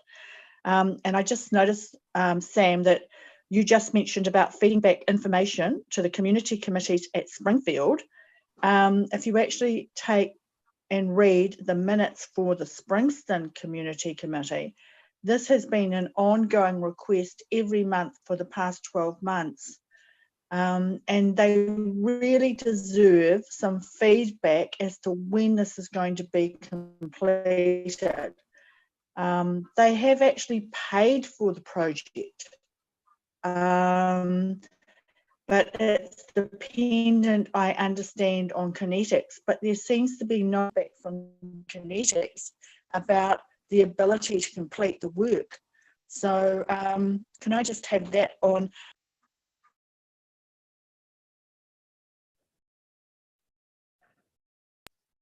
I lost you at the end there. Graham, do you pick up that? Yes, oh, I didn't hear the end. But yes, we have the signs. They're in stock, waiting to be put up. We're just dealing with Orion and Kinetics. The issue is trying to get them to be installed below the power lines. Thank you. It's just a process that we're working through. Shane. Just on Sure, that, Sam. sorry. Yeah. Way go. Can we? Oh, sorry, just Graham. Can we have a timeline? Given that this has been 12 months, and I just wonder whether, you order something from a business and you don't expect 12 months until they deliver the product. So just curious about that. The issue is not with the product. We have the product, we have the signs, we have everything in stock. It's ready to go. The issue is getting permission to install it below the power lines. Thank you, Graham. Shane. Yeah, thanks, Sam. Thanks, Andrew and Graham, for your presentation. Graham, well done on your efforts so far. You seem to leap large roundabouts in single bound. Well done, mate. Hey, just quickly wanted to support Grant's comments around the gravel roads. We still need a fair chunk of work around that, so just supporting him there. The Leaston Chamberlain's Ford Bridge, I see the sign's been removed from that now. However, on the Leaston side, there's still quite a large dip in the bridge and the road. So the sign's been removed, but there's still quite a gap there that's causing a bit of frustration for the residents. And also, I just wanted to know if you had an update on the Leaston High Street, Leaston Lake Road corner. There's been some spray painting there. I know Mark Chamberlain did a fair bit of work in the low cost projects to get some safety islands up on that corner. So I wanted to know if you had an update on that, please. Yeah, he discussed that with me. The issue there is the sewer main, and with the manhole in the middle of the road, that's going to be upgraded. So we're just waiting to be completed before we can get in there. Okay, so no timeframes around that at all. That just some feedback for the community committee. They've noticed the spray painting there and they're looking for an update, maybe that's something you can send through to them, or tell me now. Yeah, I can update you after this. Yes. Yeah, and I'll, Sorry, what was it? I'll get hold of you. I'll contact you afterwards regarding the Chamberlain's Ford. Yep. No problems. Thanks. Okay. Thank you. And just to close off the transport piece, the bike presentation that we had at the beginning, Graham and Andrew, are you able to just address the issues that were raised there, or do you want to do that at the next transportation update? Oh, no, it's okay. I can give you a bit of an update from where we're at with the review of the walking and cycling strategy. So we're well underway with that, and at the moment we're trying to sort of gather all the information that we can, and in actual fact, the people that are helping with this, consultants have been listened into Don's presentation and this discussion with council, just so they can glean any more sort of information and you know, fill out the picture a bit more. But yeah, we've been basically at this point, we're developing our sort of the objectives for walking and cycling for the district, and sort of working on those sort of main principles. We've been talking to some of our key stakeholders quietly, like ECAN, City Council, and other advocacy groups. I think one of the big important takeaways for you is that we are coordinating closely with the reserves team, and particularly with Derek Hayes, in regards to just bringing along all those other aspects that you were concerned about that the current strategy was missing in regarding more of that recreational side of things. So at the moment, we're talking to them in regards to how, for instance, Barrier Free are doing an audit recently or shortly on our recreation spaces and that sort of aspect duty thing that's sitting in there from walking and cycling. But generally also the other one is that I think you'll probably be more familiar with the project than I would be, but the consultation or the formulation and consultation of the sport, recreational, play, spaces and places plan. That's a bit of a mouthful.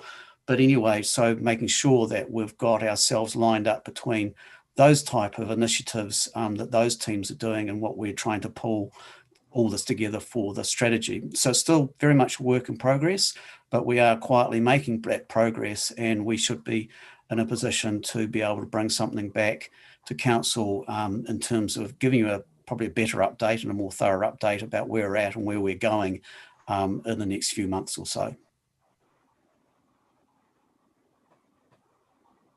Andrew, thanks for that. Graham, was there anything you wanted to add around the signage and footpath access, cycleway access? I've already discussed the sign issue that we're having, and we're working on it. Okay, thank you for that, and thank you to both of you for your presentation today. It's really great. A mover and seconder to receive the report, Jeff and Malcolm. All those in favour, please raise your hands. Anyone against, speak up now. Declare it carried.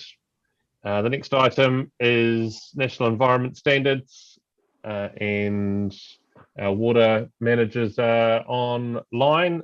We are approving a draft submission, which I guess then won't be no longer draft, and delegate some minor changes if required. Mover and seconder for this.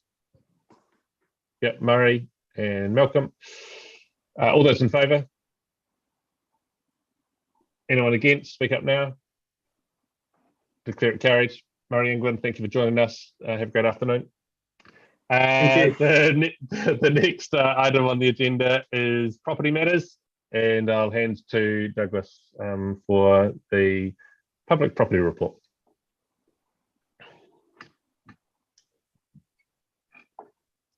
Thanks, Sam. I'll just take any questions on that public report that anyone has.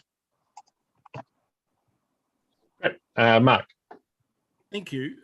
Silverman Aquatic Centre extension states that the upgrade is now complete. I don't actually think that's quite correct. If you look at the landscaping around the aquatic centre, particularly on the north side between the building and the school, it's by no means complete. That used to be a grassed area. It's now a rocky, dirty, weed-filled area.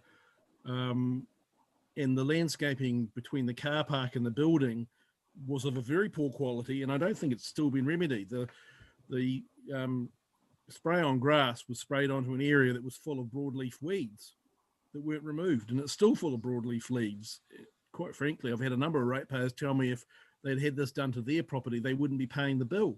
So I'm a little bit surprised that the report states that the upgrade is complete, because that's more than a commissioning issue.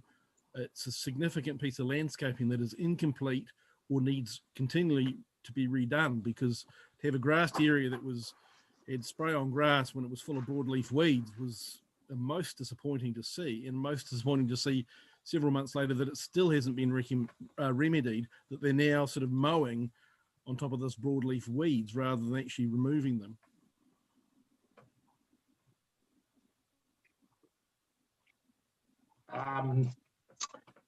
Yeah, I hear you, but I'd still probably just suggest that it is landscaping is not the major part of the upgrade. Yes, it is, but it's not a major part. The area between the building and the college, in most summers in Rolleston, you would not do any of that tidy up work during the months of January and February. Ironically, we could have put the new grass seed down and tidied all that up because of the weather conditions. So it's not been programmed just to tidy up that landscaping and remove that fence till the end of March. So that will occur. The issue with the front bit, I'll need to check to see whether there's an application of broadleaf spray being applied to that area to make sure that has been sorted. But I hear your comment, Councillor, but they will be sorted, because they were part of my reassurance I was given as tidying up this bit of the report.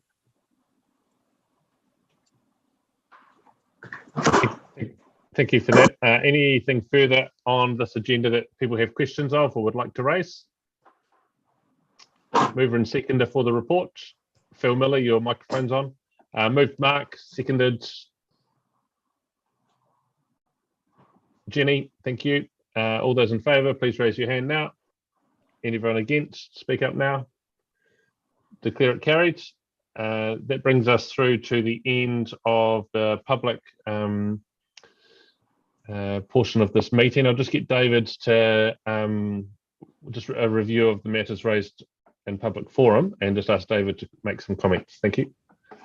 Mr. Mayor, thank you very much. And just in response to the presentation from Heather this afternoon, I guess start off by saying that as an organisation, our focus is on the health and safety of the community and of our staff while maintaining our services to residents. We have an obligation under the Health and Safety at Work Act to ensure there are no health and safety risks to persons using our facilities, and this includes to limit community transmission of COVID-19 as much as we possibly can. Councils, following the requirements of the government's COVID-19 protection framework set out under the Public Health Response Order, government has provided guidelines on the use of vaccine pass mandates by businesses and organisations, but councils are required to set their own requirements based on local conditions and assessment of risk. And we certainly spent a lot of time late last year engaged both in risk assessment and also aware of what was the moving targets around us. We've decided to offer our community the highest level of protection, minimising the risk of community spread as much as we can, while offering the best level of access for the majority of our community. We have not withdrawn any services, and we're continuing to provide and maintain services and facilities that are actually available to the whole community. At some facilities, the activities, events or operations undertaken mean that we're legally obliged to require vaccine passes in order to open and operate. And these include facilities such as gyms, rec centres and cafes, and think about Tiara Aotea and the cafe in there, and those where there's a high risk to users such as children or to staff.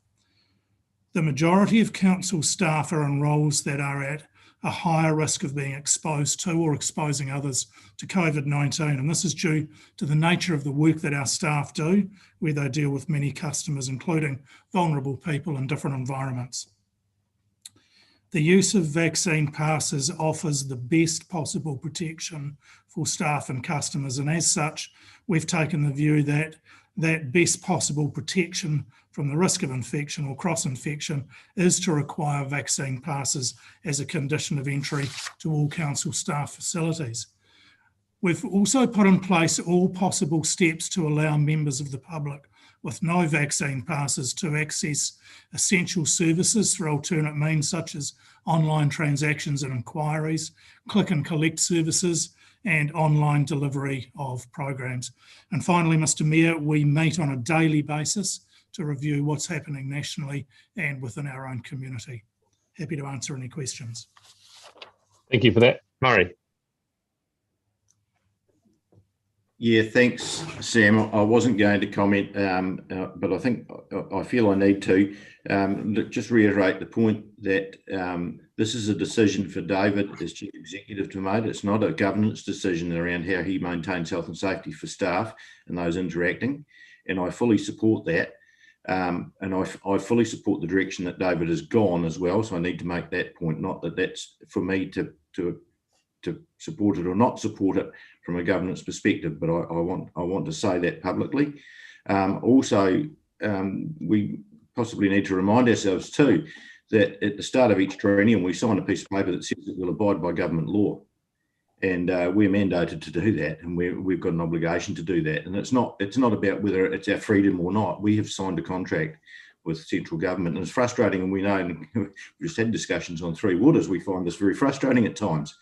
As we have a right to do, but we also have an obligation under that contract, essentially that contract under the Local Government Act.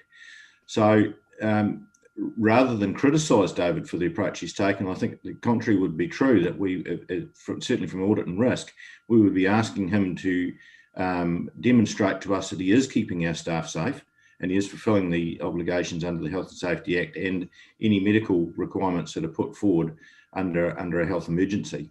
So I just felt I needed to say that. I have huge sympathy for those who feel that they're excluded, but at the end of the day, largely, not exclusively, but largely people are making a choice, and we all make choices in life, and sometimes we have to live with them. Thank you, Murray, for that. Grant.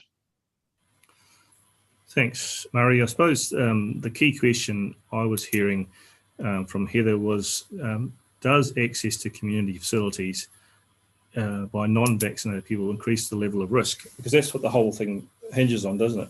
My understanding is that vaccinated people can be asymptomatic and carry the virus as well. So that key question, I suppose, from Heather's point of view, remains unanswered. And that's the basis of our decision making. And I hear what Murray's saying and David's saying about us following government legislation as we are required to do. And I understand that. But we've always operated on what is the level of risk, and is there increased risk to our wider community by letting non-vaccinated people into our facilities? That question in my mind hasn't really been answered. And I suppose the secondary question is, how do we transition back to a BAU environment from where we are now, and what would be the trigger for that to happen? And I suppose that's a wider question also for our own meeting status of, rather than having digital meetings, how do we transition back to an in-person model? So if you could perhaps have a go at both those questions, that would be quite helpful. Yeah, through you, Mr. Mayor. Look, I'm confident that our actions have actually kept facilities available for the vast majority of people, and we're seeing usage rates continue for those. And, you just sort of visualise what might happen at aquatic centres or libraries if we had restricted access. As I said, we're monitoring this on a daily basis. It is difficult. We heard today, for example, there was a first case at Rolleston College. So, these things are creeping closer and closer in our own community as well. But daily monitoring is the key to what we are doing at the moment. And it's around safety for our communities for as long as we possibly can. And David, a review and the change will be triggered by a review in the traffic light setting, I imagine. Do you want to just touch on how you see the review, other than the daily review? What is it that you're seeing that was actually going to cause a meaningful change in the response so far? Yeah, no, as you've identified, Sam, it is at national level, and the message that we're being given at the moment is this is going to get a lot worse for the next few months before it gets better. We've got a vast building here, and I'd struggle probably to count 20 people working within the building at the moment. So we are doing everything that we can to allow staff to work at home or under flexi conditions to keep our services and our facilities available to the public. Great. We've gone past 3 o'clock, which is slightly over 2 hours, and I haven't extended the meeting, but I know we're just about to wrap up. So I'm just going to let the last 2 speakers talk. We'll take a break and come back for PX. So Sophie and Mark. I'm not sure whether it'll allow me to share my screen just on the matter of risk. So I'm going to give it a wee shot just in case. Can you guys see that? Yes. Okay. So basically, this is a very recent graph that shows how many people are vaccinated, the proportion by vaccination, cases, who's being hospitalized, and who is unfortunately passing away. As far as risk goes, basically, if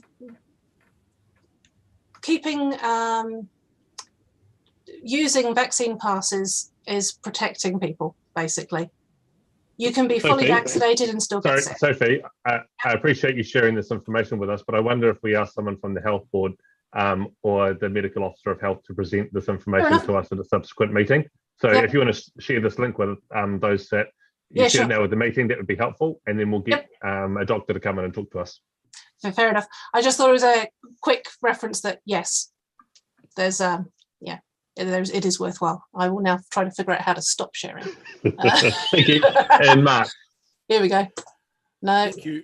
I guess, Sam, my request was along your lines that rather than go on suppositions and what we believe and what we've seen, is either David or someone else to report back to us on the risk levels and what we've been doing or not doing with respect to why we are following the policy we're following. We believe that it's the best. David has reported us from health and safety's perspective, it's his management of those risk levels. I'm wondering if we had a more formal report back of that analysis with the supporting evidence, it would allow us to go back to our community and say, here's what backs up the position we've taken. This is why we support the chief executive in his decisions.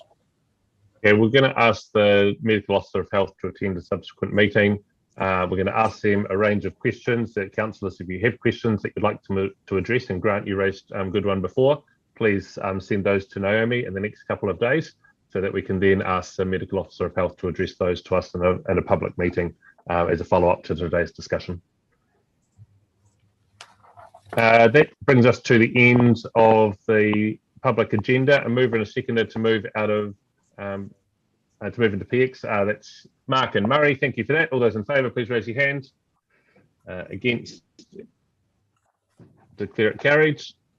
And the time currently is 3:10. We take 15 minutes and be back at 3:25 for the continuation of the PX of this meeting. Thanks, everyone.